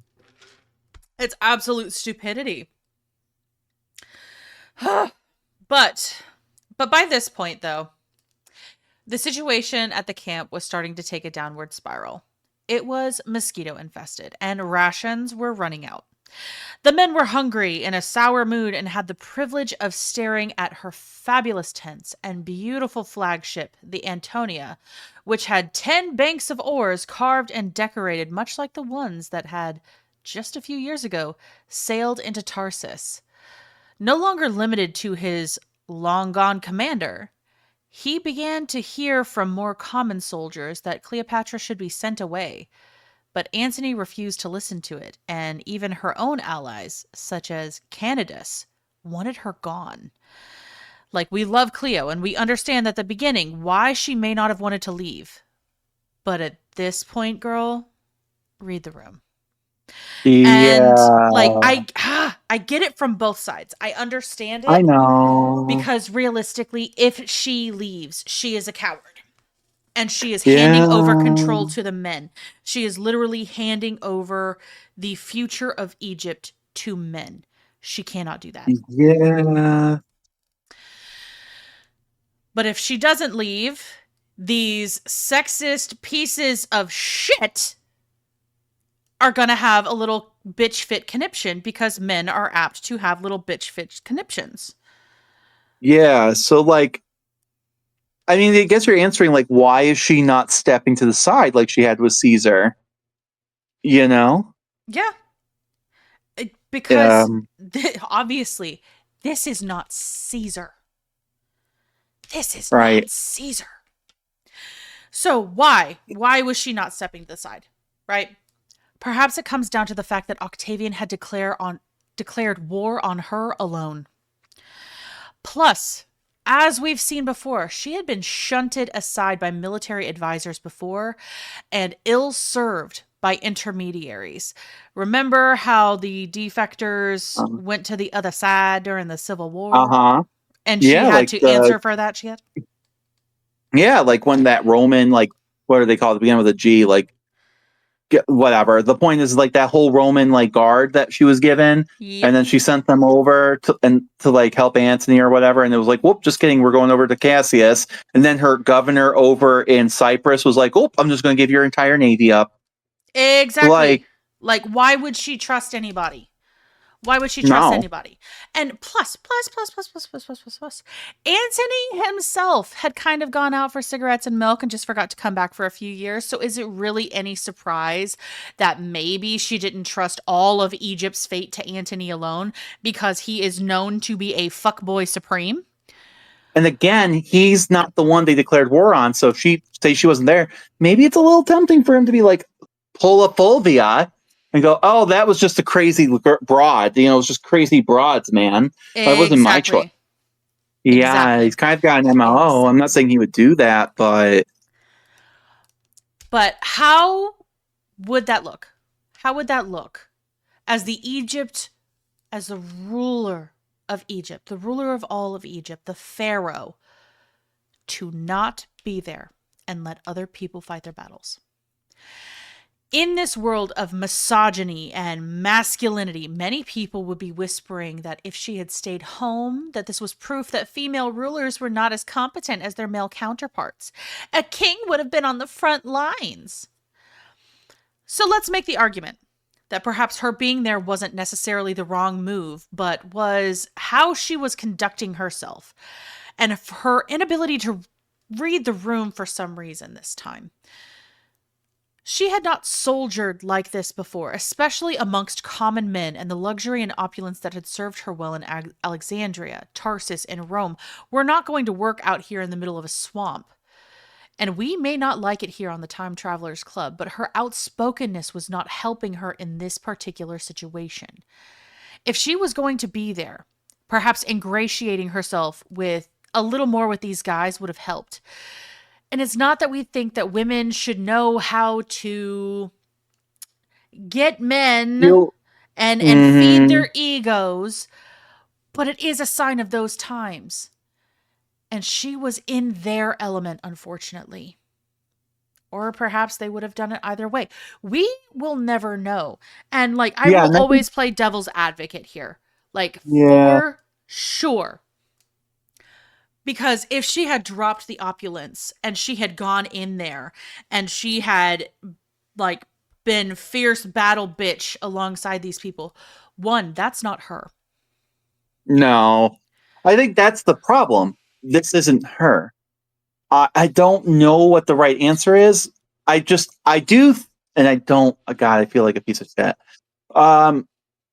Toning it down. I think this, if they weren't in a siege situation, at the beginning, this was great. We have all the best shit. We look awesome. We look like the heroes of old, right? Everyone gathering against this, against Rome, who's been bullying all of us for too long. But now we're in a swamp, and we've been here for months. I will still personally lay the blame on Antony's feet. Right? Absolutely. It is 100,000% his fault for that one. But also, as we drag into months 6 and 7, into the summer, and it's hot and gross, you're dealing with coastal storms and malaria, and you're shitting your brains out from dysentery and dying of diarrhea death. You just don't want to look at a gold tent. You know? And I don't know. But I don't think that she would have ever been in that situation or she would not have put herself per se in that situation if she knew this was coming, right? I think she needed to read Antony a little better too. I'm going to put some blame at both of their feet. He should have made decisions, but also she's been with him for a few years now. She knows this man, and she knows he's at this point not the greatest at these kinds of decisions. Mm-hmm. Don't, you know what I'm saying? And so I just think that she loved him. She's like, he's going to do it, and I believe in him. And he kind of let her down. Oh, he absolutely let her down. And she just was like, I'm going to double down. I'm the queen bitch. You men will listen to me. And she doesn't have that authority like she did back in her home court. I don't know what the right answer is here. I don't think there is a right answer. We'll never know anyway, so don't matter. Yeah. Speaking of morale plunging, let's talk more about those mosquitoes, because apparently swarms of them had descended upon the camp, and the inevitable epidemic, most likely malaria, took over. Conditions by this point were deplorable. Months had passed of all of this, and while it may have been the plans who originally trapped Octavian here, Antony and Cleopatra found themselves that they were actually the one trapped. The tide had shifted so slowly they hadn't realized it until it was too late. By August, Antony had no choice but to enlist whole towns to carry supplies overland to camp. And it was in fact Plutarch's great-grandfather who was among those pressed into service to make tracks over mountain paths to the Gulf with sacks of wheat on their shoulders and whips to their backs. So that's Plutarch's beef. Understood. That's it. So this just proves that clearly Plutarch, who wrote heavily on Antony and Cleopatra, wasn't exactly impartial. Oh, never. In any case, It's no surprise that the desertions began in droves. Slaves and client kings alike began to abandon the cause. Antony, who, as we've seen this before with Brutus and with that whole his commander just bouncing thing, usually pretty magnanimous about that sort of stuff. But he began to slip, and he decided to make an example of two near deserters, a senator and a Syrian king, by having them tortured and executed to discourage further imitators. I don't think that was the So move, Antony. Nope, because it worked so well when you kidnap the entire Armenian royal family. Also, Romans love it when you kill other Romans. Old white Roman, old rich Romans. They love it when you do that. And treat them like common people. So yeah, it was. I honestly don't know which was the worst political move, but it was clear that Antony himself was now rattled. At To one say the point, he made. least. Mhm. At one point, he made the outstanding decision, just brilliant here, to stroll along the fortifications toward the sea, where he almost got kidnapped by Octavian's men. God damn it. It was a near miss. Yeah. So clearly, Ahenbarbus's abandonment had left him quite paranoid.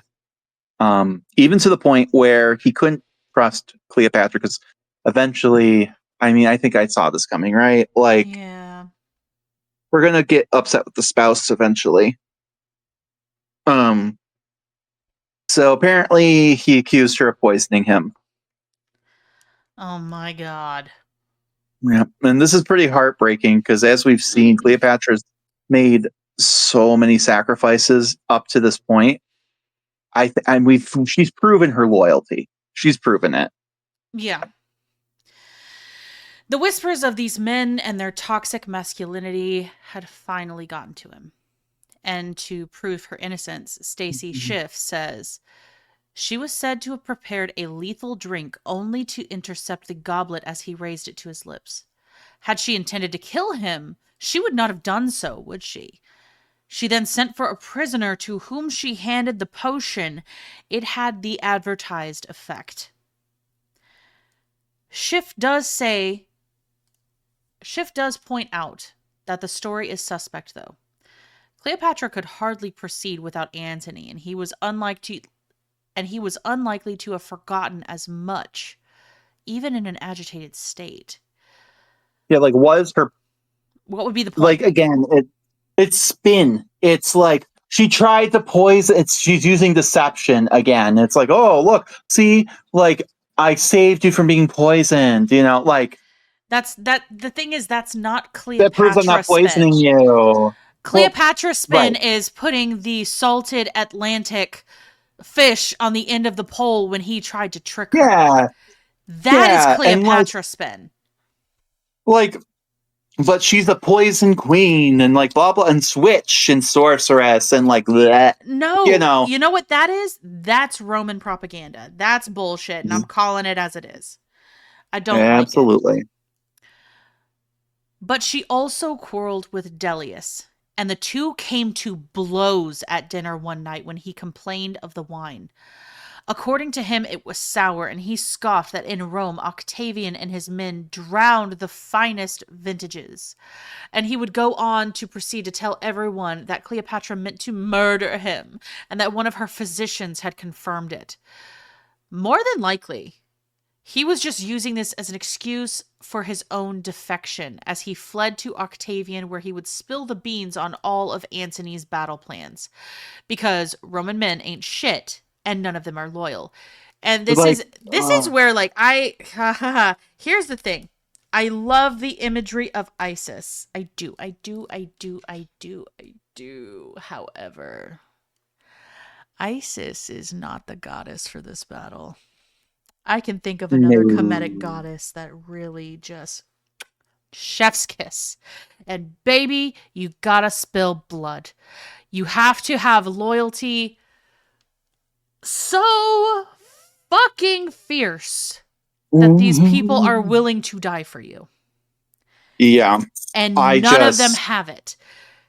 Antony nope. doesn't have the loyalty of these people. She No. doesn't have the loyalty of these people. No.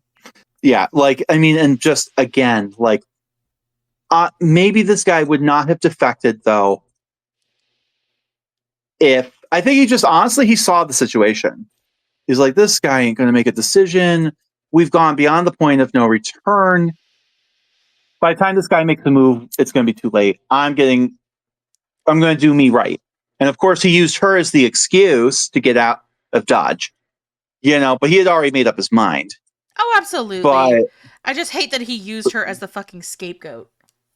yeah, but like all these other guys were, so it's just like, fuck it. Why not jump on that bandwagon, I guess. Yeah. But with what few men he did have at this point, Antony called a war council 16 weeks after the blockade had started. Good God. And yeah, it had taken its toll by this point. The situation was not looking good, and winter would soon be upon them. And Antony would need to finally figure out what the hell he was going to do. It would seem that immediate tactics came more naturally to him than the long game strategy. But yet one more time, it would seem that Cleopatra would cause the falling out of one more Roman man. Candace, her once upon a time ally, and her disagreed on what the next move should be. He preferred to march north and have a contest on land, his argument being that they were Romans after all, and they had always had an aversion to sea battles. Cleopatra, on the other hand, really advocated for naval engagement, and to be honest, her reasons were perfectly sound. Antony was seriously outnumbered on land, and without a fleet, it wasn't like he was going to be able to get anywhere near Italy anyway. On top of that, it wasn't easy to move armies over mountains. This part of Greece, after all, while they were on the coast, was known for being incredibly mountainous not too far by. They actually weren't too far away from where the Olympic Games in Olympia were held, which were known for being mountainous. This is not the same as Mount Olympus, just for the record. That's much further north towards Macedonia. I just always felt like I was really confused with that growing up, Like I just Yeah. thought, oh, they had the Olympics at Mount Olympus, but nope, nowhere near each other. Well, Mount Olympus is the home of the gods. Like, while they hold the Yeah. Olympics in honor of the gods, it wouldn't necessarily be at their home. Yeah, it was just the way it was always described. It's like, yeah, they worship at the temple of Zeus at the base of a mountain, which I always just assumed was Mount Olympus, right? Because like it's Yeah. in honor of the gods. Zeus is watching over the whole thing. He lives in Olympus, so it's just like okay. But anyway, but she was right to point out that for his showdown, with Caesar, Pompey too had marshaled a massive force, much like theirs, in Greece. And we saw how that ended up.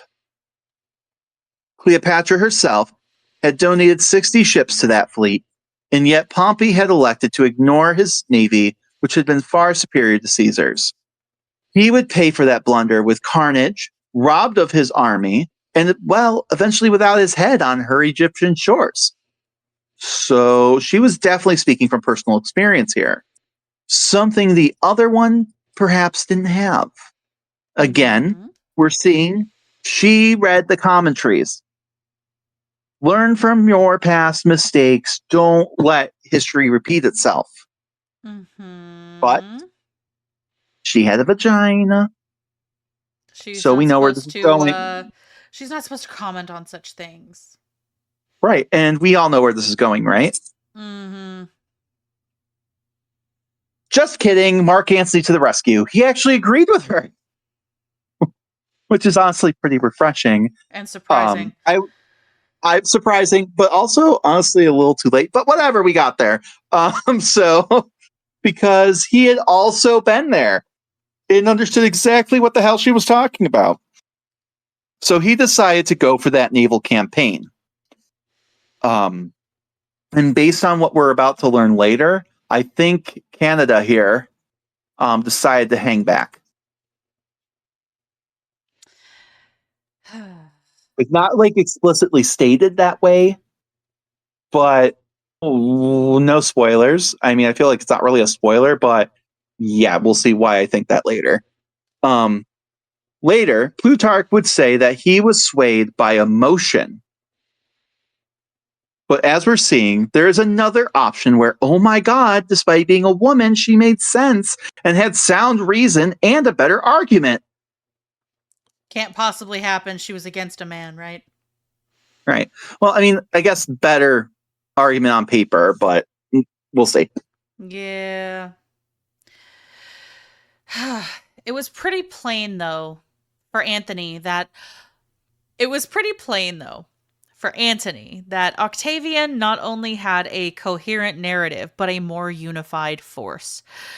For one, his army all spoke the same language, Latin, as well as the famous training that the Roman legions received. This was a style of warfare where all were aware of the same tactics and encouraged to work as one unit rather than as individuals.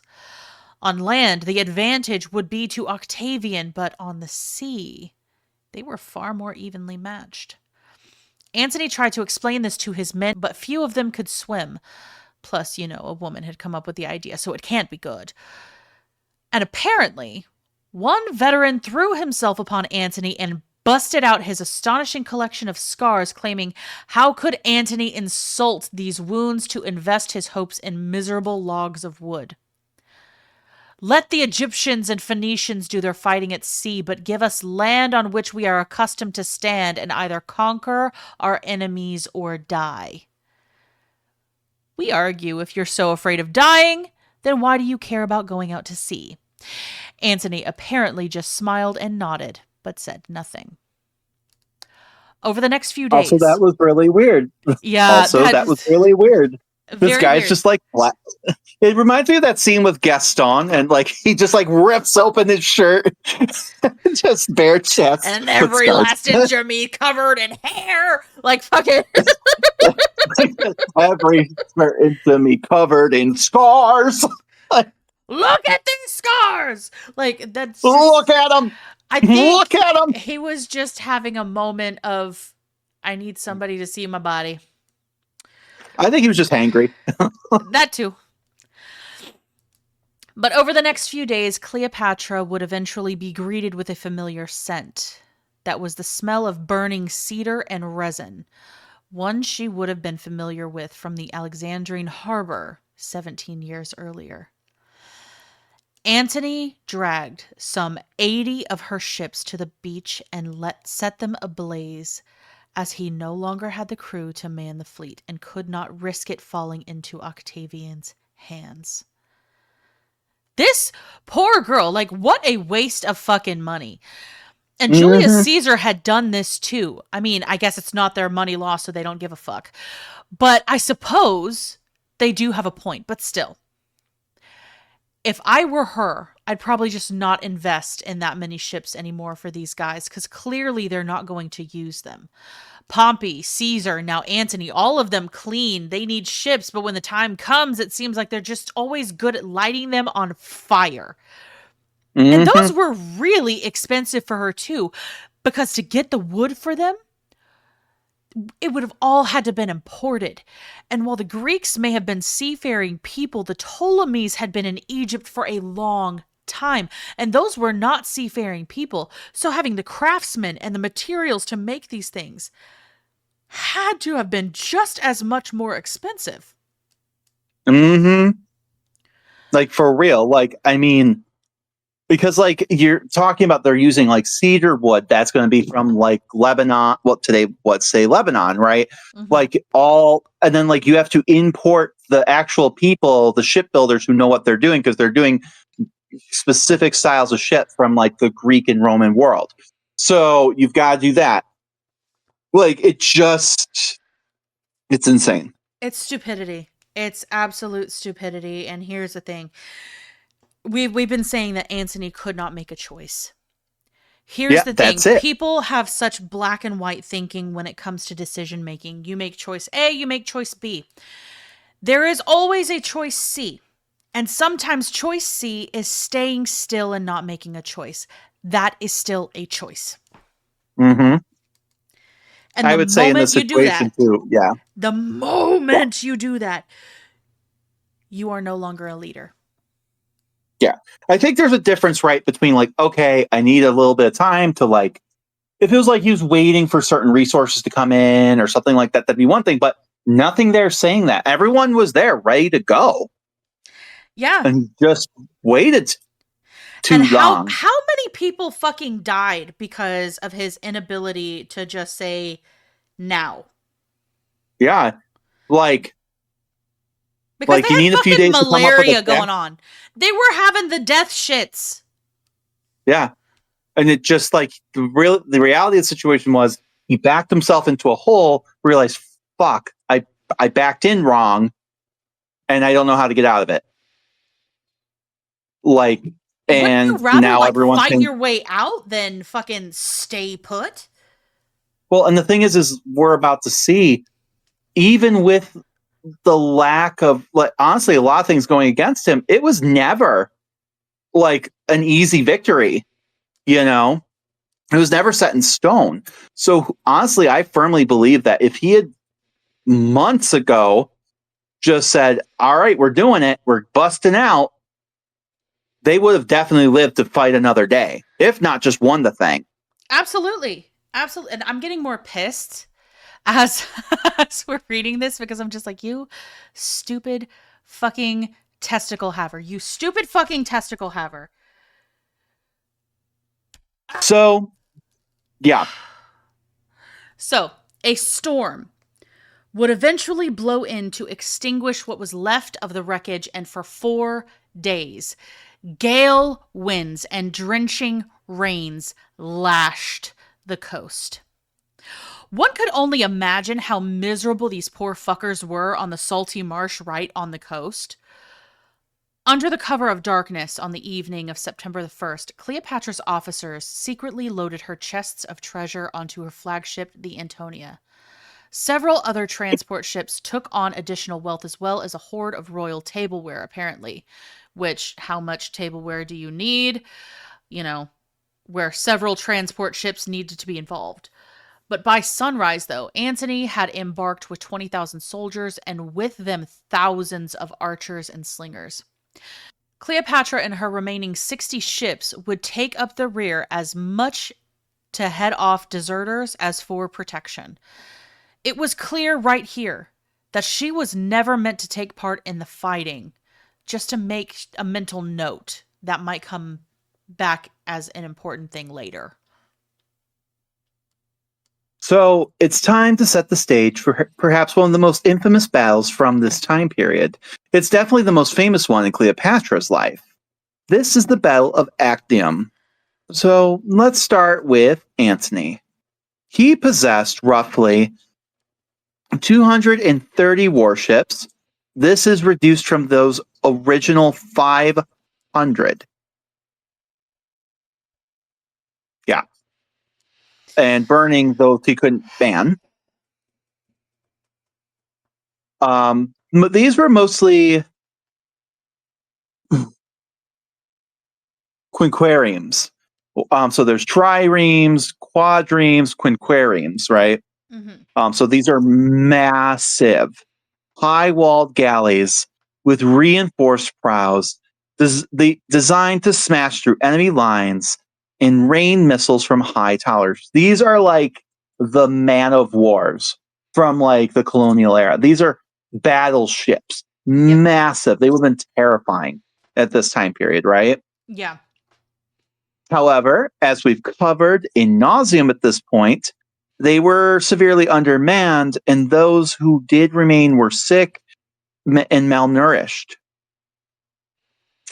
So then let's talk about Octavian's side. And we realized throughout this we have kept saying Octavian like he was actually there. But no. in true Octavian fashion, he's working from home. Fuck this guy. It- Fuck He's this there guy. on a Zoom meeting. Ugh. It I'm so was sorry. I'm sick. he's like a CEO, you know? Like it was instead Agrippa who was there. And like we said before, he clearly had no problem just letting Octavian have the credit. And that's why we're going to say Octavian's forces, not Agrippa's. Yet, I just want to take a moment to point this out. I can't help but notice that since Cleopatra was technically the opposing side, technically, they declared war against her. Shouldn't it be Cleopatra's forces and not Antony's? It Since he should was be. technically just her commander? It should be. But Yeah, Antony's unfortunately, technically Agrippa. but it doesn't work Funny that way, how it does it? works. Nope. It's almost like misogyny is subconscious at this point. No, Just it like I'm like seriously is. I was just like writing this up, and I'm like, everything is saying Antony's forces and versus Octavian's, and I'm like, but technically, it's Cleopatra he's at war with. It's just weird. Like, I don't think anyone's intentionally doing that to like disrespect her, but yeah. No, it absolutely is. It's more of because she was not known to be a military queen. She was not a militant No. queen. She was more of an But economic Octavian's queen. not known for being a militant king, you know? Like, No, he's known for being the Pax Romana and like the idea of like Roman virtue and culture and like blah, blah, blah, blah, blah, blah, blah. oh no, I'm not And a denying that. lawmaker. And that's why I'm like, it's just, again, even that, it's like still misogyny, Oh, you absolutely. know? Absolutely it is. Absolutely it is. Because give it to a man, title it for a man, the armies are the man's because a woman could never. Yeah. Because he's never been there and actually won nothing. Exactly. It's always been someone else. When it was the Civil War, it was Antony who ended up winning that shit. Because remember, he called in sick and then like his whole camp got raided? Because that's like my favorite thing. He's like, I'm just going to do that thing I always do and call in sick at the last minute. And he's like in his little tent drinking his cocoa, even though that's anachronistic, you know, because cocoa wasn't there yet, but whatever. And he's just like, snuggled in. Then all of a sudden he's like, he hears the thundering of hooves. He's like, what the? And all of a sudden they come crashing through.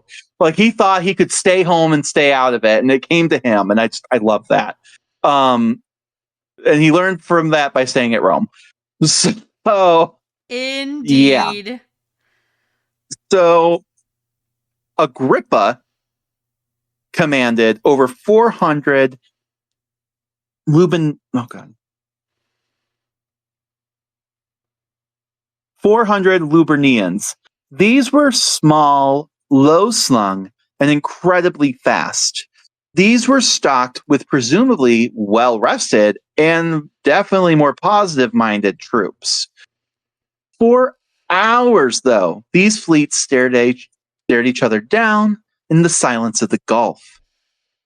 Antony hoped Octavian, aka Agrippa, would attack him in the narrow waters. But Octavian, aka Agrippa, stayed out at sea. Finally, Antony was forced to advance his line. As the colossal galleys moved into open water, Octavian's agile ships swarmed them. The Lubernians refused to ram the heavy prows of Antony's ships, and instead they darted in to shear off oars and retreated before the larger ships could grapple them.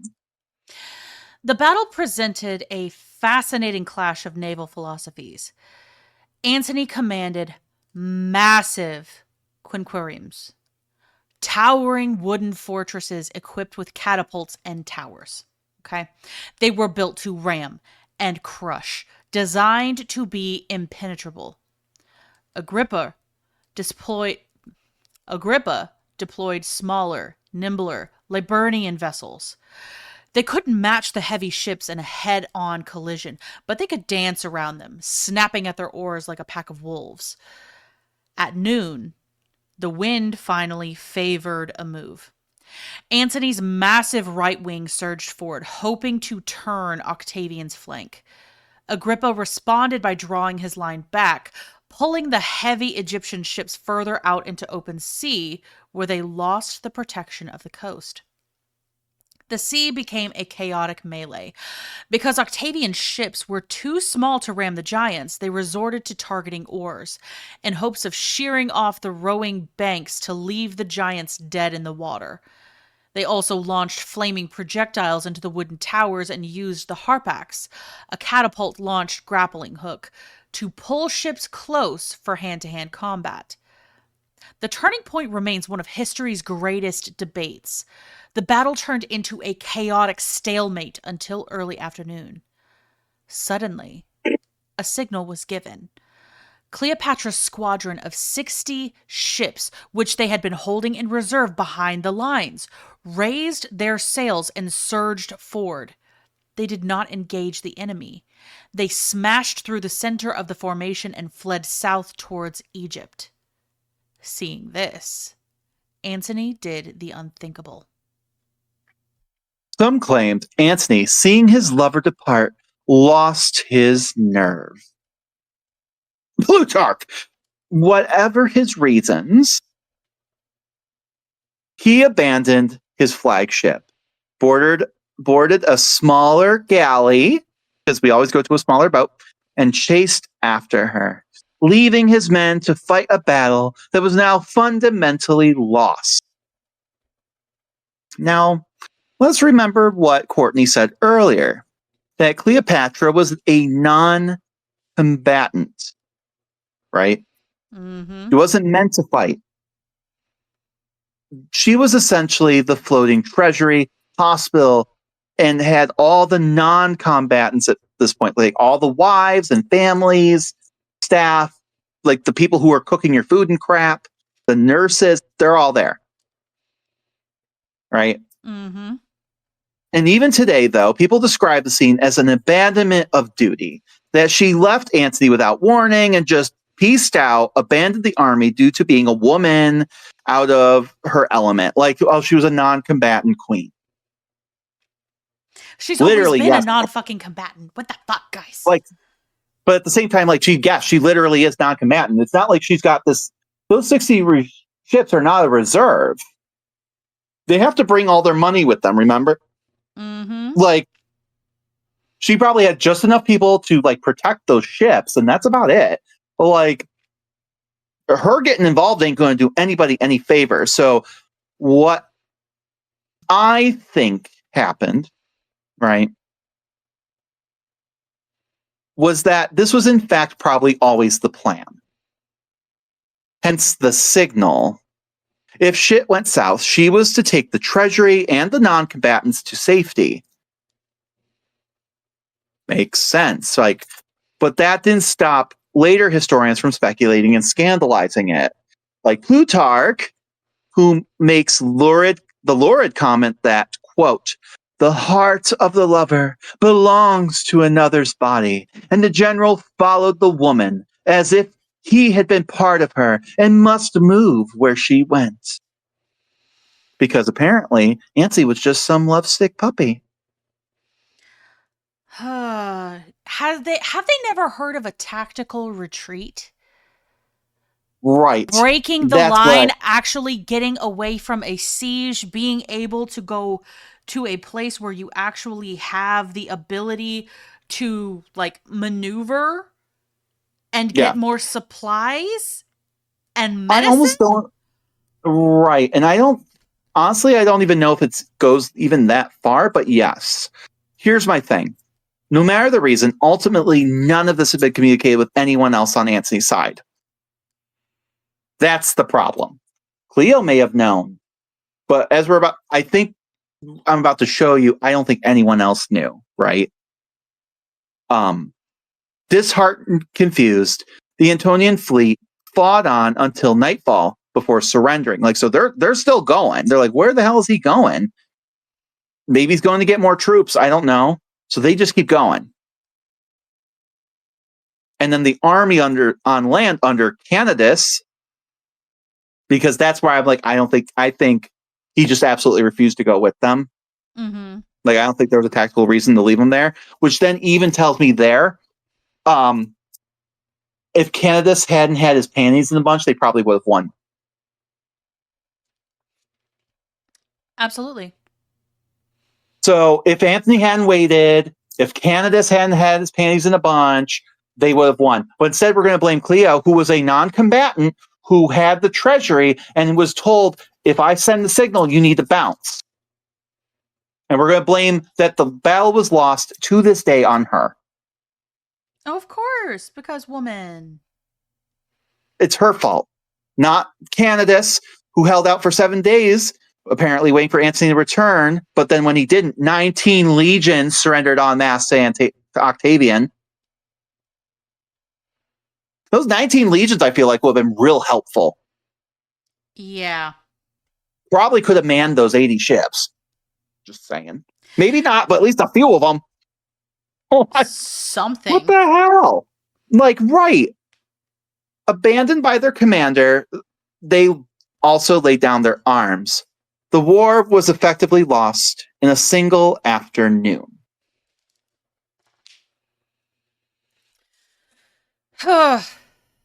Antony and Cleopatra retreated to Alexandria, but their power was broken.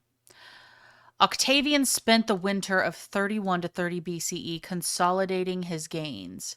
He refused to chase them immediately, knowing that time was on his side.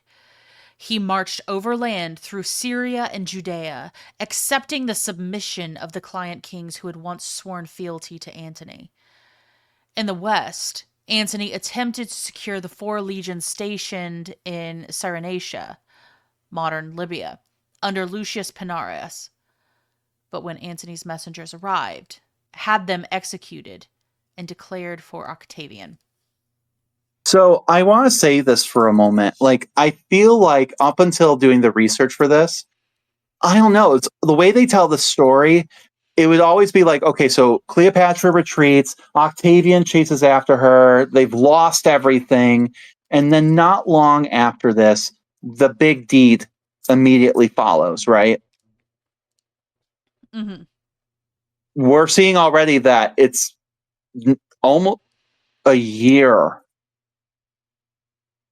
before, like a whole year goes by after that battle. So I don't know. I feel like this is why it's so important to really read this stuff a bit and don't just go off the Spark Notes, because like it changes the narrative dramatically. And like, I guess no spoilers, but we'll get into it, I guess, next time. But yeah, I always assumed that everything happened a lot more rapidly than honestly it actually did. So Yeah. And most people would. Most people would. The way that it's written in these accounts, it sounds like it's boom, ba boom, ba boom, ba boom, ba boom. No, there is time. There is yeah, and so like, and it time. changes the narrative entirely, It because there are does. motivations of like why, I guess it's not really a spoiler that Antony takes his own life. But it's like they make it sound like it's a direct result of that battle,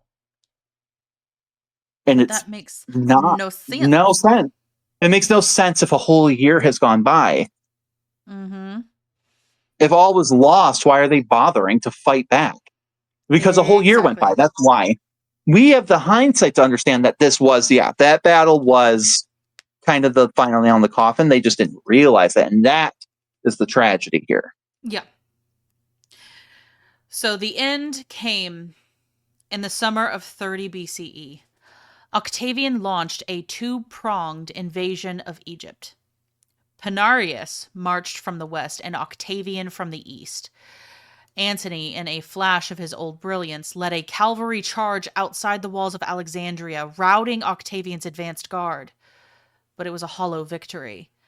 The next morning, as Antony prepared to engage Octavian's main force, he watched from the city walls as his own fleet rode out to meet the enemy, not to fight, but to salute and join them. His cavalry followed suit, defecting en masse.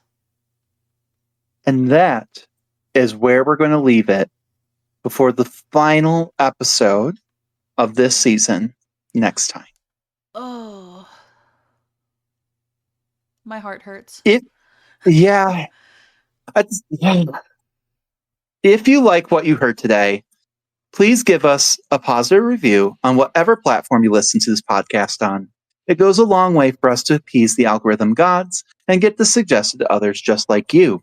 The more we can connect to our fellow history nerds, the more we can build up a community and keep the show going. Also, we have a Patreon where you can hang out with us and get exclusive content, like videos where we might try to make some ancient recipes, talk about topics that couldn't fit into the main arcs of the podcast, and just generally being batshit and dumpster fires. All for the price of a latte per month. Research materials and books cost a lot of money, and it takes a lot of time for us to create this show, so anything that you can provide would be a huge help. We can't wait to see you again next week, and as always, thanks for listening. Bye for now.